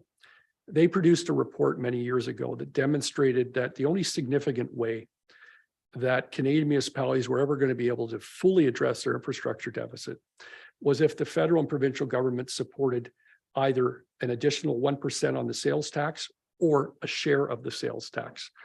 And it would raise a significant amount of money to help really be in partnership with municipalities to address the infrastructure deficit. Obviously, so we can't do it alone, and hence the reason we are having the debate and discussion tonight, because it is very challenging for us to address this. But I'll close by saying, as both Richard and Jared and Carter have pointed out, we've put our best foot forward in terms of what we feel is necessary to stay on top of the infrastructure deficit. We certainly do appreciate the challenges with the economy coming out of the other side of the pandemic, the inflation. Again, I think it would just be, let's be careful about what we defer or what we select, just because we do not, I would hate to see, and I think staff would agree, in infrastructure services, that we would hate to see this on a multi-year basis, because we're just going to compound the infrastructure deficit issues and things of that nature. So I think there's some decisions ultimately that can be made. Obviously, you've heard from Jared, that certain things can be made. We just need to understand the implications. So as I said in closing, I think the thing we have to keep top of mind is what is the best way to still address the infrastructure deficit and make the necessary adjustments that council might wish to see. Okay, thank you. And seeing no other questions, thank you, Mr. Poupey, Mr. McGuire. And we'll flip over to Development Services.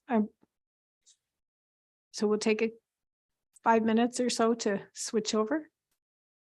Okay, we're gonna shuffle some seats around and we'll be back in 5 minutes.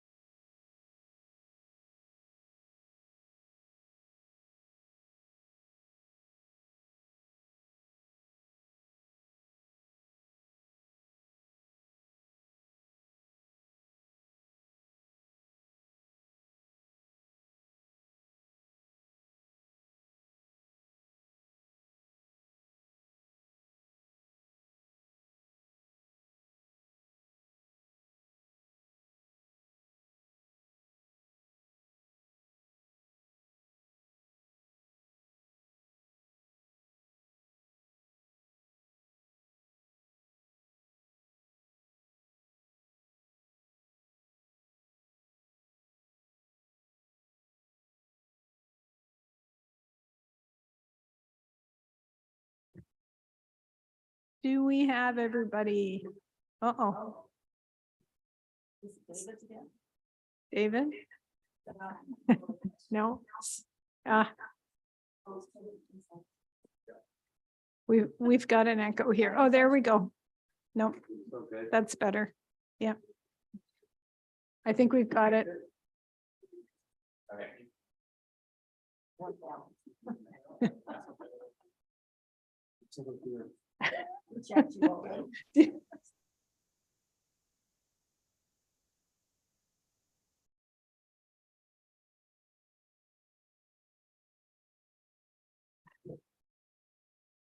It sounds so much like you. Okay.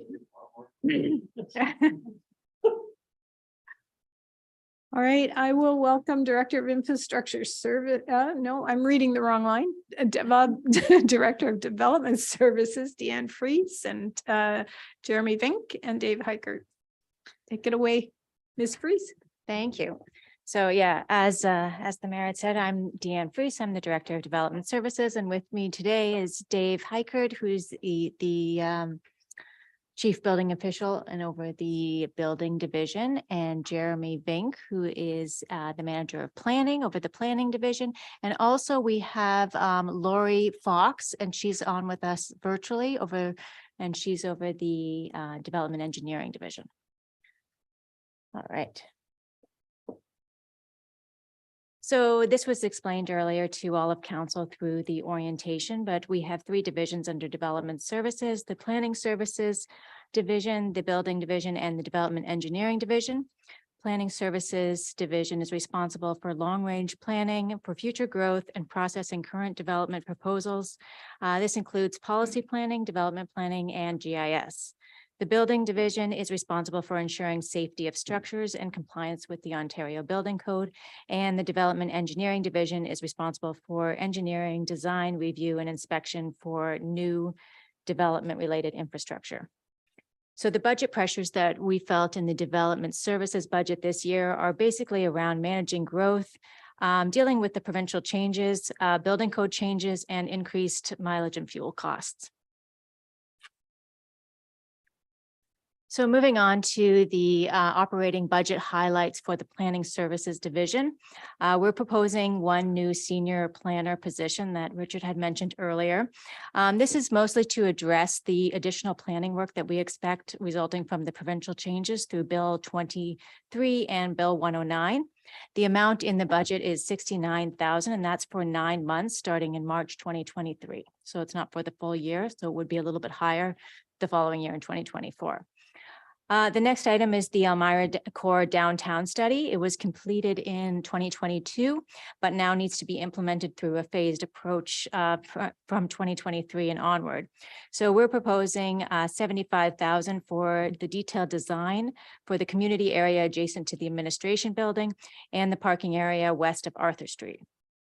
Next is the official plan review and zoning bylaw update to address conformity with the ROP, as well as update the Elmira and the St. Jacobs growth strategy. The amount in the budget is $186,000, and it also includes additional carryover funds from 2022. So it's actually a much larger budget than that. The active transportation study, we have a budget proposed of $64,000, and that also includes a provincial grant of $50,000. So it's a larger budget than what's shown in our operating as well. Fees and charges are just increased to address inflation, and the numbers that we use to calculate the amounts for the fees and charges are based on yearly averages, which we expect to go forward. We're also going to be implementing year 3 of the termite program. This is actually administered through the Building Division, but is within the Planning Division budget. So that's $60,000 for that. We are proposing an increase in the legal budget to assist with expropriation needs for subdivision connections. So there is an increase there of $100,000 is the total. There's a minor increase for operating material costs to account for the new position as well. And later on this year, this month, you're going to get a report on agricultural enforcement. which we are proposing to be cost neutral based on the recommendations of the previous council. So it will result in additional fees proposed in order to make that project cost neutral. Moving on to the building services division. Their highlights for the operating budget. The budget is actually self-funded, so it's not through the tax base. We're proposing 2 new hybrid vehicles to begin transitioning the building inspectors from their personal vehicles to township vehicles. So we're proposing a cost of $100,000 for that. Fees and charges, again, are just increased to address inflation. And again, numbers are based on anticipated numbers of application using the yearly averages. There's also an increase in operating and material costs because in 2022, mid 2022, we received approval for 2 new staff positions. So the operating material budget costs are also associated with those 2 new positions that were already added.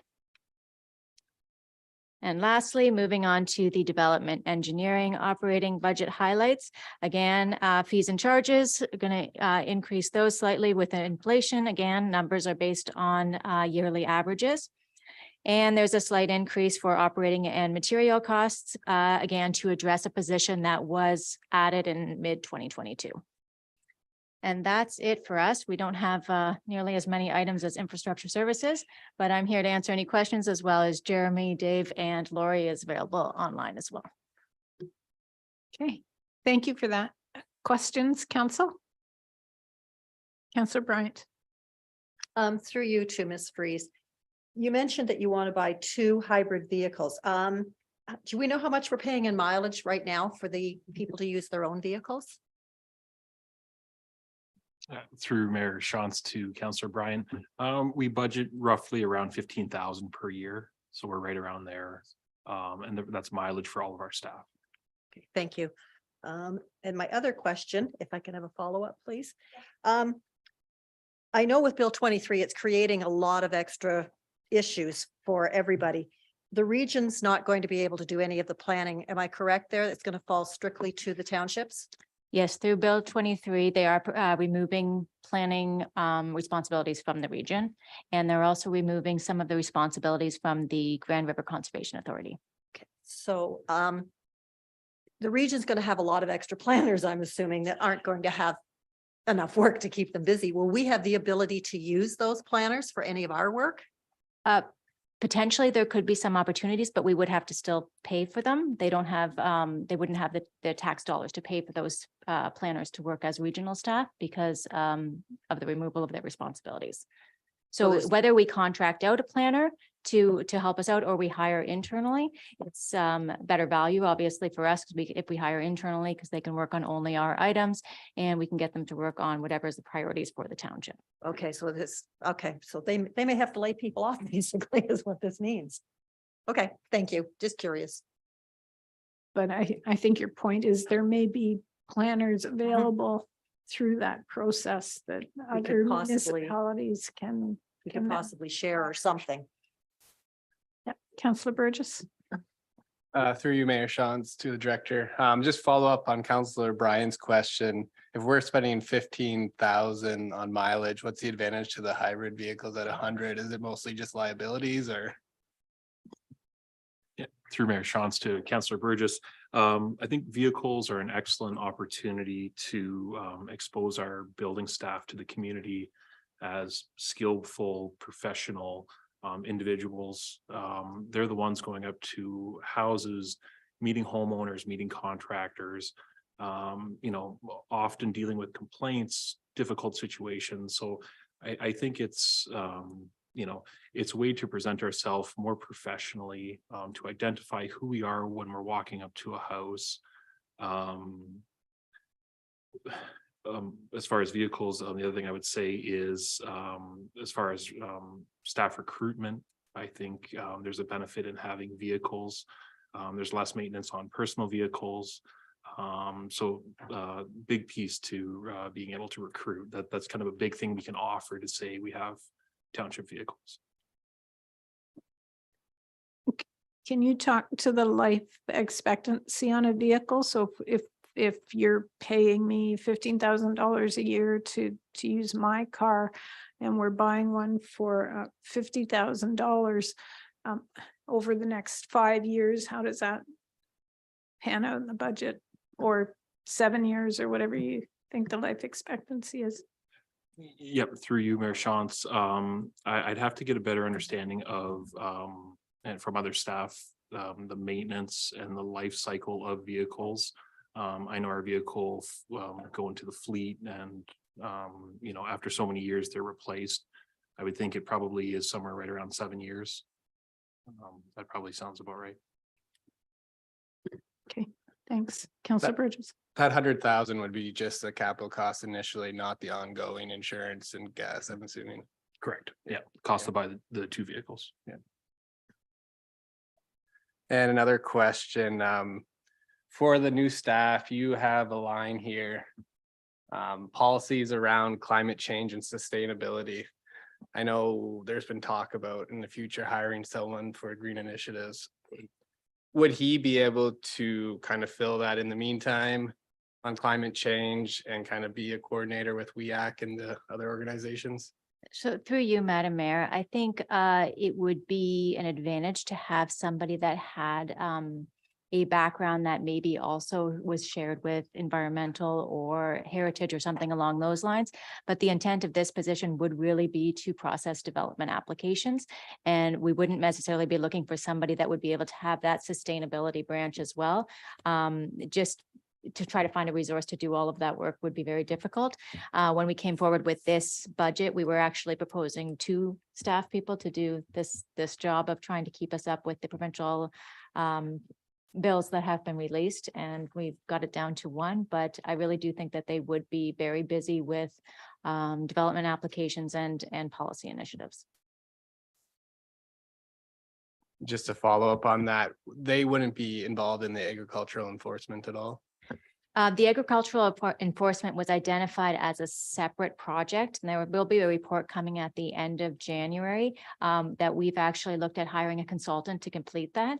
We were doing it internally, but it was adding a lot to the workload, and Jeremy can speak to this as well, that in order to get it done at a much faster pace, we needed to hire a consultant to finish this work. So it will be coming forward in another report at the end of the month, but it would be a separate project that we would be hoping to complete a lot faster. Thank you. Anyone else? Councillor Grant.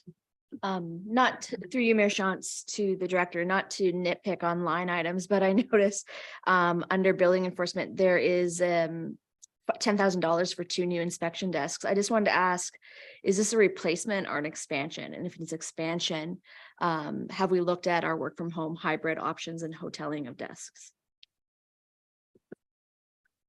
Through you, Mayor Shantz, to Councillor Grant. So that does take into account the new staff person that we haven't hired yet. So that would be an expansion to make sure that all of our building staff have a desk, have a location to, you know, keep their building code at, and their computer docking station when they do come into the office. So just to add to that, we do have a work from home policy in place for 2 days a week, but we do have 1 day a week that we like everyone in the department to be in at the same time, so we can keep that team connection and the staff connection. So people would need a desk for at least those days, so we can do some desk sharing, but it makes it a little bit difficult on some of the days.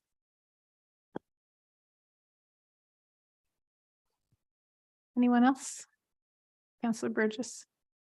And then Councillor Schwinn. Through you, Mayor Shantz. Just wanted to touch on the Elmira Urban Design Study for the 75,000 there. Did we have resident input to initiate this next step on what design we're looking at? No. So what happened is we got the study done with the cost estimates, and then we looked at internally what would make the most sense in order to time our projects effectively with the region.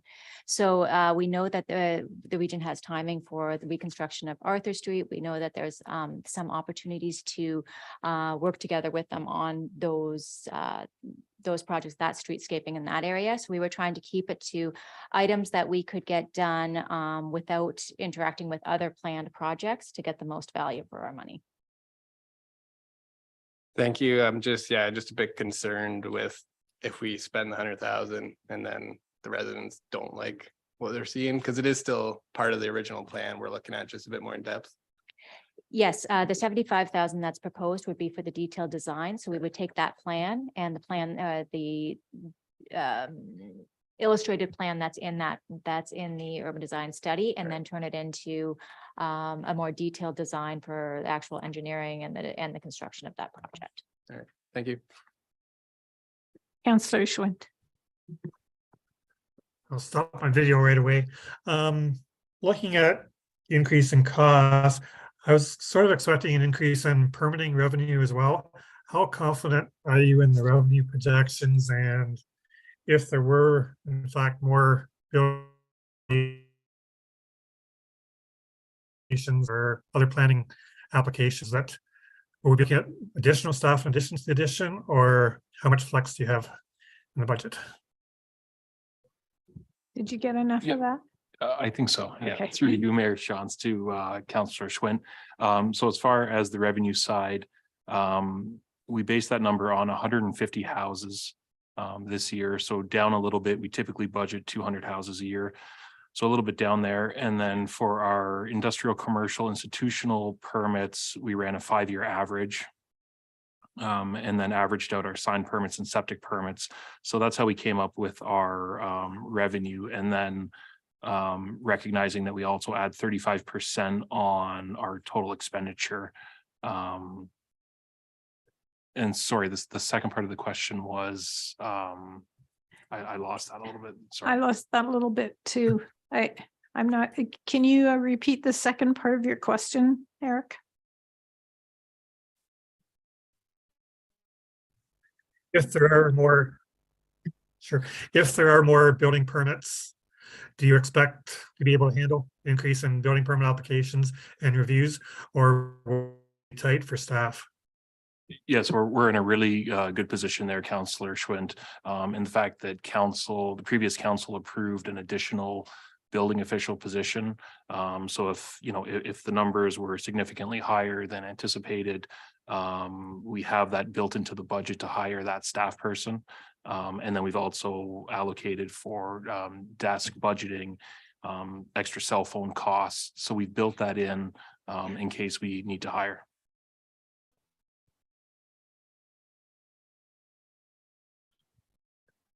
Anyone else? David, Mr. Brenneman, go ahead. Thank you, Madam Mayor.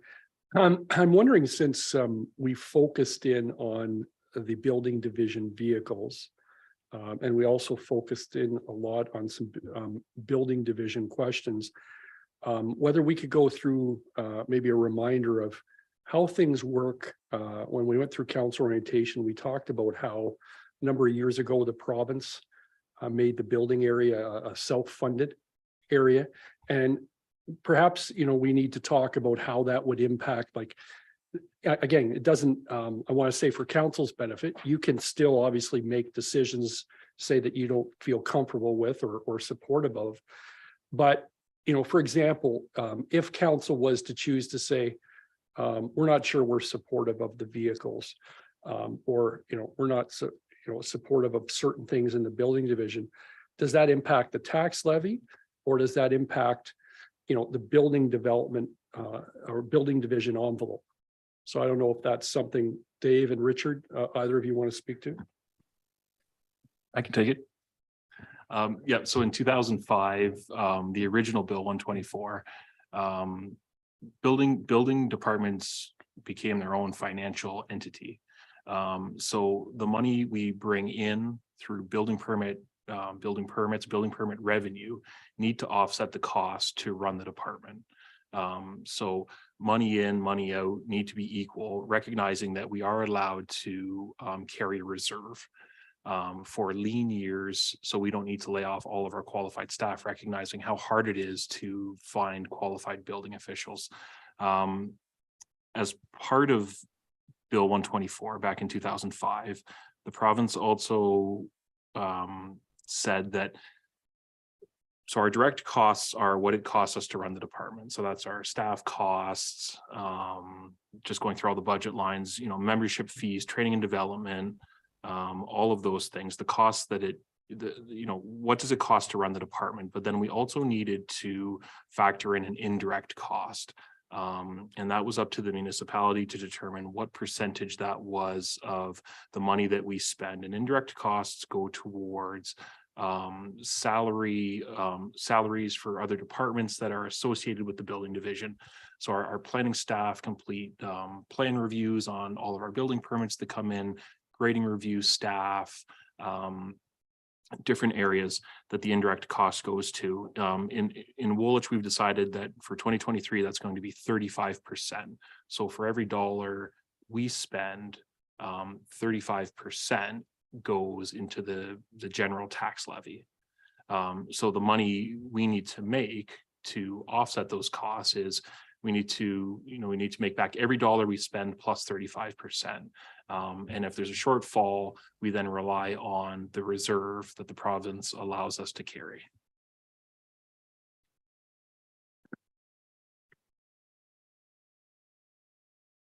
Okay.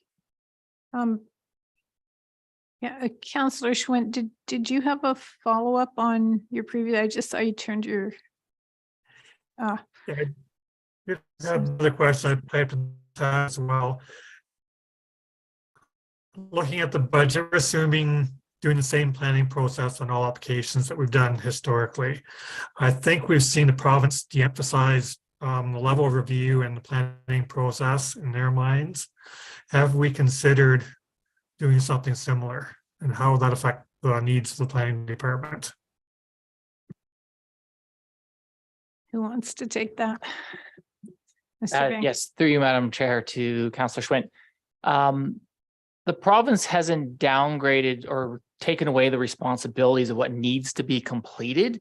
They've just taken away from different levels, and they're trying to bring it all to one level for speed and efficiency. So the planning department still, we have to take on those roles and to ensure they're completed. So they are still required under provincial policy, for example, to deal with natural heritage, even though not all of that will fall to the conservation authorities. We still have to deal with compatibility, even though it's no longer going to fall to the region. We still have to deal with plans of subdivision, even though it no longer fall to the region. So it's just going to bring more work to the local level to deal with things more efficiently. But it won't eliminate that we still have to do those reviews and complete them appropriately and give so council can be given a recommendation and make a well-rounded decision still in the end of the day. So staff will still have to provide that information to you. It would just be all done locally. Ms. Freeze?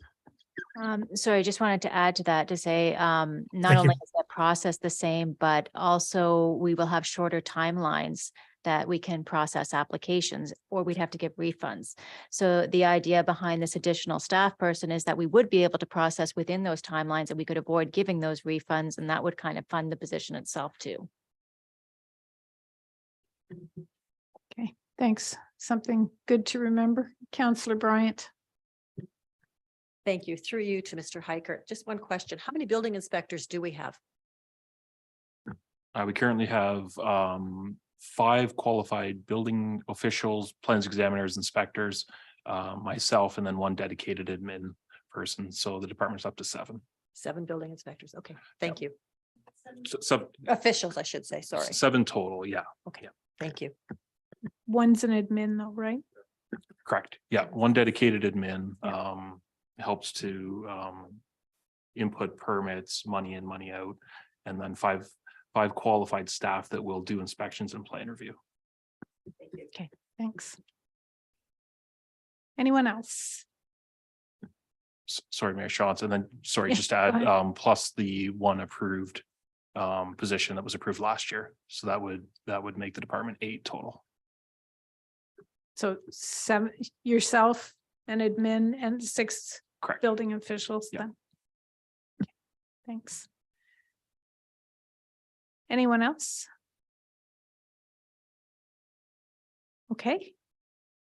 Good job. Thank you very much for, oh, sorry, Councillor Schwint. Sorry, Mayor Shantz, that just caught my attention there. How many, I guess, 5 Oh, you're freezing on us again. the building department handle in a year? That was the building department would handle in a year? How many permits, I think? Yep, Yeah. through you, Mayor Shantz, to Councillor Schwinn. So we're averaging about 600 to 700 building permits per year.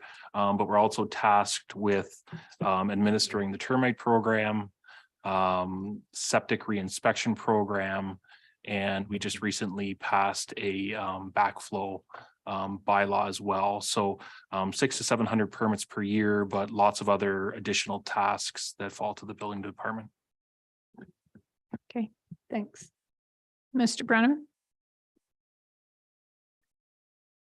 Yeah, through you, Madam Mayor, perhaps just again, as part of council's ongoing onboarding efforts, maybe we could circulate the report that would have been brought forward to the previous council. It would, I know, had some additional stats in terms of our volume of work compared to other municipalities and the whole justification process. Because I think it would benefit all of council just to have some background on all of that. So that would be in the next day or so for council. It's just a forwarding of previous, yeah. Okay, thank you. Anything else? Okay, thank you very much, council and staff.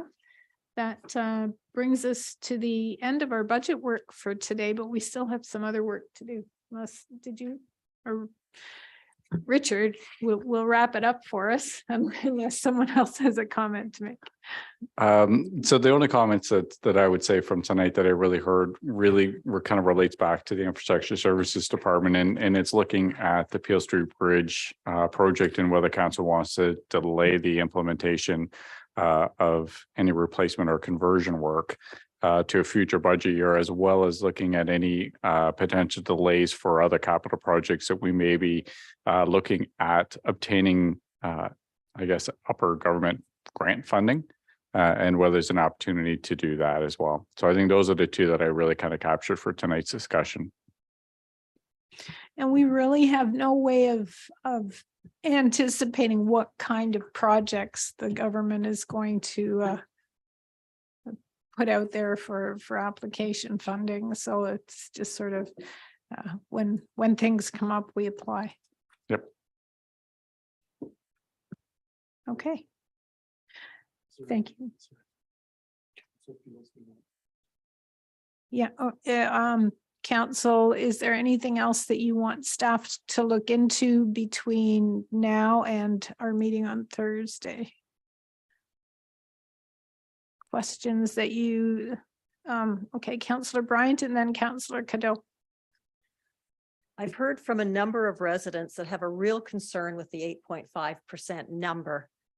And can you give us an idea of what it would look like if we were to drop it, say, to 5%? I'm just looking at what other municipalities have done, and people I've spoken with are very concerned because they are finding they're dealing with their rising mortgage rates because they've had to renew and they've had to lengthen their terms of amortization.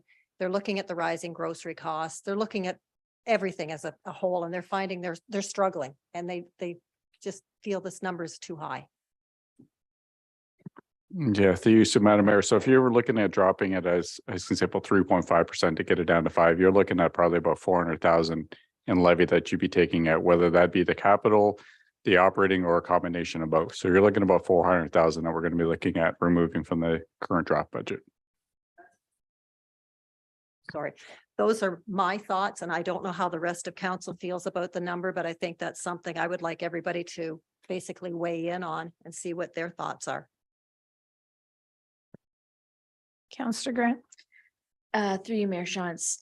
Likewise, just echoing Councillor Bryant's concerns, inflation is on the minds of everyone, as well as the cost of living. 8.5 is quite high, and I know we're kind of banking on the 7% for the other townships, but that doesn't seem to be the case. I would just kind of push for staff to try and help us lower it as much as possible to to help out our residents. It's asking quite a lot, I feel. Okay. Richard? Mr. Through you, Madam Pepper? Mayor, just to maybe to kind of help facilitate some discussion around that. I think from a staff level, we'd be looking from direction from council to say, what areas would you be looking at? What areas are your no-go? What areas are you okay with saying, yeah, I'm okay with not doing something? Or what areas are like, nope, we need to do this. And this is where we want to put our money. And I think it gets back into some of the comments I said earlier about, we as staff put forward a budget based on our recommendation, but council ultimately it's based on what your goals and objectives and priorities are. Councillor Bryant?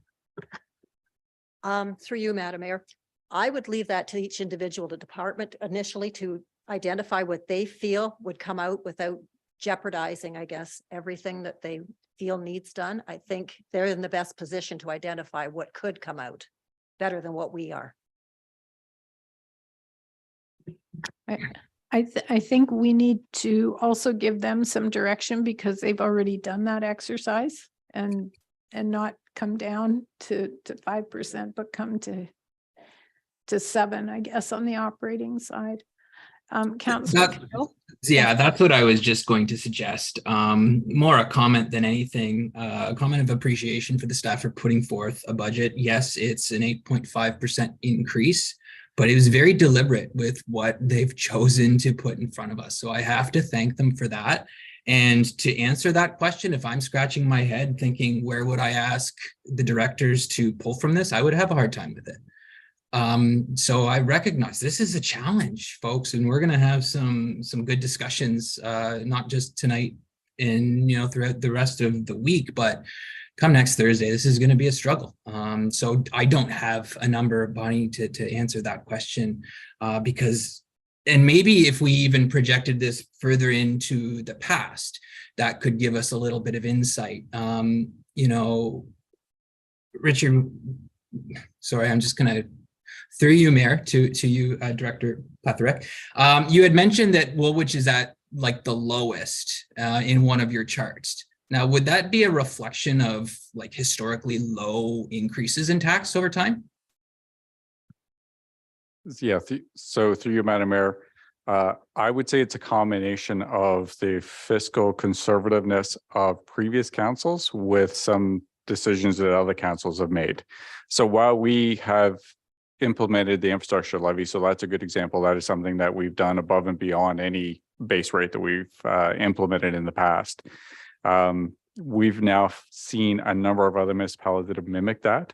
So, they were already ahead of us. So now they're doing the same things that we're doing. But I would say that we've had councils, at least the past couple of terms, that have been very fiscally conservative in the approach of tax rate increases.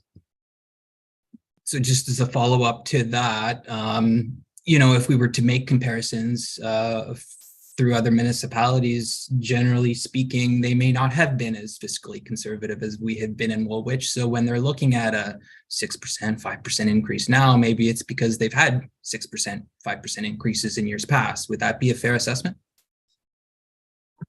To Madam Mayor, that could happen. Yeah, without me actually looking at each individual municipality and understanding what they've done in the past, it's potentially possible. But yeah, I couldn't comment one way or the other for sure.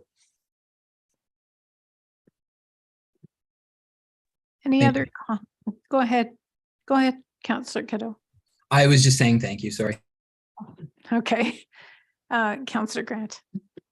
Through you, Madam Mayor, I just wanted to ask Mr. Petherick, what is the current infrastructure levy set as from the previous budget?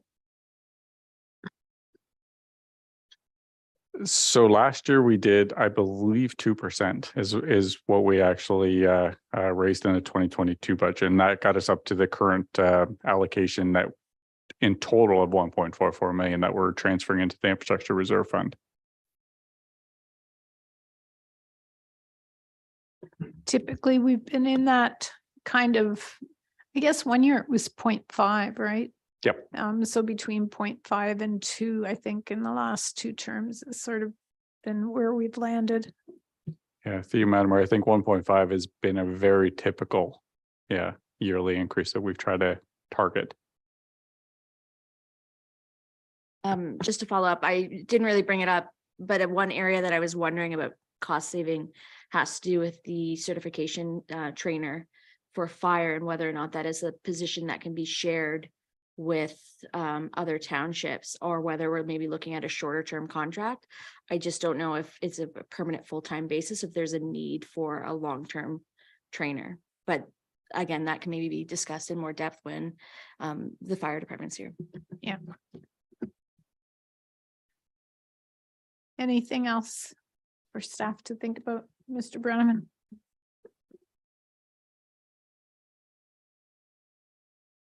Yeah, thanks, through you, Madam Mayor, to council. You know, so we realize it's early on, but this does give us some indication, at least early on, where your overall perspective is. My only commentary at this stage would be, I think in many ways, you've heard some of the answers to your fundamental question of, if you want to, reduce the tax rate to, and I'll actually say it this way, because this is something we've historically done. If council's comfortable with something around 5% plus an infrastructure levy, because that's often what we've done. If others are in the ballpark of certain amount, infrastructure levy has been on top of that. But just for argument's sake, I think what you heard tonight is, staff definitely, would be able to come back and say, okay, the impact, I'll just give a number of examples. The impact of not hiring a senior planner would be this. An impact of not hiring an engineering project supervisor, I think you heard tonight, which is, okay, we would reduce the capital program, and council would have to be comfortable with that. I think what we're finding over the last number of years is we can always ultimately bring in a budget that hits a target, but there is always naturally implications. And the implications normally result in, the largest implications result in reduced projects, reduced programs, and hence reduced service levels. And, I do appreciate certainly, what I've heard over my career often at budget time is many people, and especially right now, they are concerned about all of the combined sum total of the fiscal impacts that they are experiencing. Absolutely. At the same time, I think ultimately, what would be good for us as we go on this journey over the next, week or so, is to also look at, also considering what are the most important things that we really feel the public want to see? Because I've also heard comments over the years is that people are prepared to entertain some level of tax rate increase as long as they feel the things that they'd like to see getting done are getting done in terms of roads repair, bridges dealt with, program service levels maintained or enhanced. So those are some of the things that as we go on this journey that we'll need to consider. But in closing, I would just say, I think very early on, you've heard some of the realities that we would have to come back with to you on as members of council, which is, again, because we spent a lot of time on infrastructure services. If you didn't support an engineering project supervisor, then that means we will reduce the capital program by X amount. And if you're comfortable with that, you're comfortable with that in the spirit of coming up with a type of program. I think we'd be remiss if we said, not to put words in Councillor Bryan's mouth, but I think, one of the indications was you said, if staff could come back and say, what would have the least impact. I think one of the things we're finding is anything that we touch now will have some level of impact. And it's just, I think, as Mr. Petherick said earlier, that's where we're going to need some help from council at the end. what do you think are the most important priorities? Based on your election to council, based on what you're hearing from the electorate, et cetera. So anyways, it's a journey that will be going on as part of this process. But as Mayor Shantz said earlier, it's not getting any easier. And unfortunately, as I said, through the senior management deliberations, it just seemed everything collided at the same time. We're coming out of a pandemic. We're still recovering in the area of recreation. People are getting impacted personally on that side. We still have a significant infrastructure deficit that needs to be addressed. Hence why, again, tonight, we're dealing with yet another discussion around the Peel Street Bridge. We didn't have enough last council. Bring some humor in tonight's discussions just because we spent a lot of important nights, talking on that subject. But ultimately, it's not getting any easier. And I think what you also see tonight, I think that's important to note, especially as it relates to, I'll bring up the planning and on Thursday, the fire, is when senior levels of government, or in particular the province, make certain decisions. They make these decisions, not to say those decisions are bad decisions. They may be very well the right decisions, but they never come with the funding to help implement, what their objective is looking to achieve. Hence why, the term downloading is certainly something that's been brought up over the years as a form of downloading to the municipal sector. So thank you for your comments tonight. And I am glad that I asked the mayor, if there was anything else that you want to bring up, because the earlier we understand at least where your preliminary gut feel is on things, the better it is, so that we can actually start having internal discussions on, all right, if this continues, what do we need to bring back so that you can make an informed decision? Because in as much as, yes, we put a lot of time and effort, at the end of the day, the last part of this job is to make sure that we bring back all of the information that you need to be able to vote on the budget at the end of the day. So thank you. Okay, I'm not seeing anything else on budget. So if staff is okay and council is okay, we'll adjourn this meeting, but we've got a council meeting after this, so don't go anywhere. I need a motion that the meeting adjourn to meet again in special session on Thursday, January 12th, 2023. And I'm still writing 2022 on my things. Moved by Councillor Bryant, seconded by Councillor Grant. All those in favor? And that's carried. Thank you. So thank you to folks at home who tuned in for the budget meeting. You can stay on if you'd like for our council meeting. I don't think it'll be a long one, but as you wish, we're going to stay here. We're going to be here for a little while. And I don't know if staff needs anything in the changeover. No, we can just go right in. Perfect. Then thank you to those who are still watching. The special council meeting is being held for council to consider planning matters in a timely manner. And this is Monday, January 9th, 2023, in case we need that on the recording. Are there any disclosures of pecuniary interest? Seeing none, we have a staff report and I will call on Mr. Vink for his zone change application. Mr. Vink.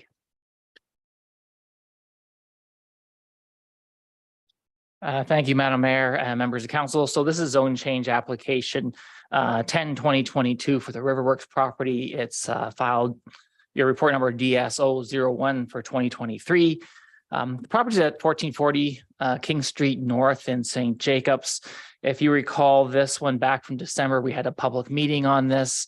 The Riverworks property is in a C1 zone that has site-specific zoning that limits the type of C1 zone uses permitted. The applicant has come and asked to add in some of the typical C1 zone uses back into the property, being the commercial trade school, the commercial entertainment, the private club, establishment for dispensing refreshments, and the hairdresser, barber salon uses. So As I noted, those are currently not permitted in the site-specific zoning, but are typical to the C1 zone. These uses were removed quite a number of years ago when St. Jacobs had limited sewage capacity, and these were higher water uses. Now that that concern no longer exists, they'd like to have these uses added back. Just to note that there is other uses in the C1 zone that are not permitted on this property because the property is in a floodplain. So the buildings that are in the floodplain cannot develop with certain sensitive land uses, such as residential or municipal type uses, such as a fire department, a fire hall, et cetera, because they would just be sensitive to flooding. So those uses are not being proposed to be added in, just these 5 that are in front of you tonight. And this would allow the applicant to utilize the buildings and rent them out. Specifically, they're trying to look right now to get the hairdresser salon into one of their vacant sites. So that's what's in front of you tonight, is to approve the zoning to move forward with that, to allow them to fill that 1 vacant unit right now. If there's any questions, staff will be here to answer them. Okay, thank you. Are there questions, council? Not seeing any. Would someone like to move the recommendation then? Councillor Cadeau, seconded by Councillor Bryant. All those in favor? And that's carried. Thank you. And I'll acknowledge that Kevin Muir from the ZARE group was also on the line in case we had any questions for him, but we didn't. So thank you to Mr. ZARE, to Mr. Muir. And the second report is also for Mr. Vink. So go ahead. Thank you again, council. This is another planning application. This ties to the property in Breslau, the Empire subdivision, Riverland subdivision. They have a portion of lands that is a next phase of their subdivision, which would be the next development subdivision phase.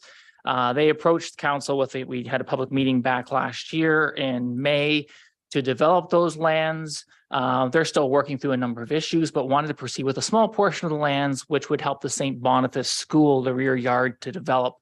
So they had done an agreement with the school board and between the Empire and the school board to convey some additional land so the school would have enough space for their playground in the rear. We couldn't do that initially because the lands weren't in the settlement. And then when the region was able to approve their regional official plan a while ago under the appeal process, they were able to add them in.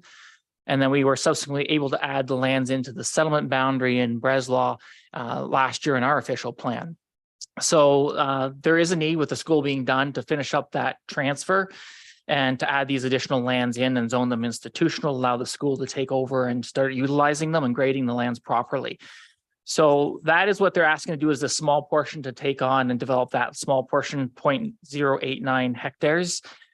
It won't impact the rest of the subdivision development that will come forward at a later date. There's still a number of issues that we'll address separately at that time, but it would allow the school board to proceed at this time. And in front of you, you have the proposal to amend the zoning accordingly to go from agricultural to institutional, allow for the school. Thank you. Are there any questions? No, I'm not seeing any. Would someone like to move that recommendation? Councillor Grant, seconded by Councillor Burgess. All those in favor? That's carried. Thank you. Then we need a couple of motions to go along with that. That the following bylaws in the hands of the clerk be read a first, second, and third time and finally passed, and that they be numbered as bylaw number 01-2023 to 04-2023, that they be signed by the mayor and clerk and sealed with a corporate seal. And that is the two motions that we just approved, basically. Can I have a mover and a seconder for those? Sorry, moved by Councillor Cadeau, seconded by Councillor Grant. All those in favor? And that's carried. Thank you. And that ends our meeting. So I would look for a motion to adjourn to meet again in special session on Thursday, January 12th, 2023. Moved by Councillor Bryant, seconded by Councillor Cadeau. All those in favor? That is carried. So thank you, council. Thank you to staff and everyone who participated and tuned into the meeting. And council, please stay connected on Zoom until the live stream has stopped. And good night, everyone.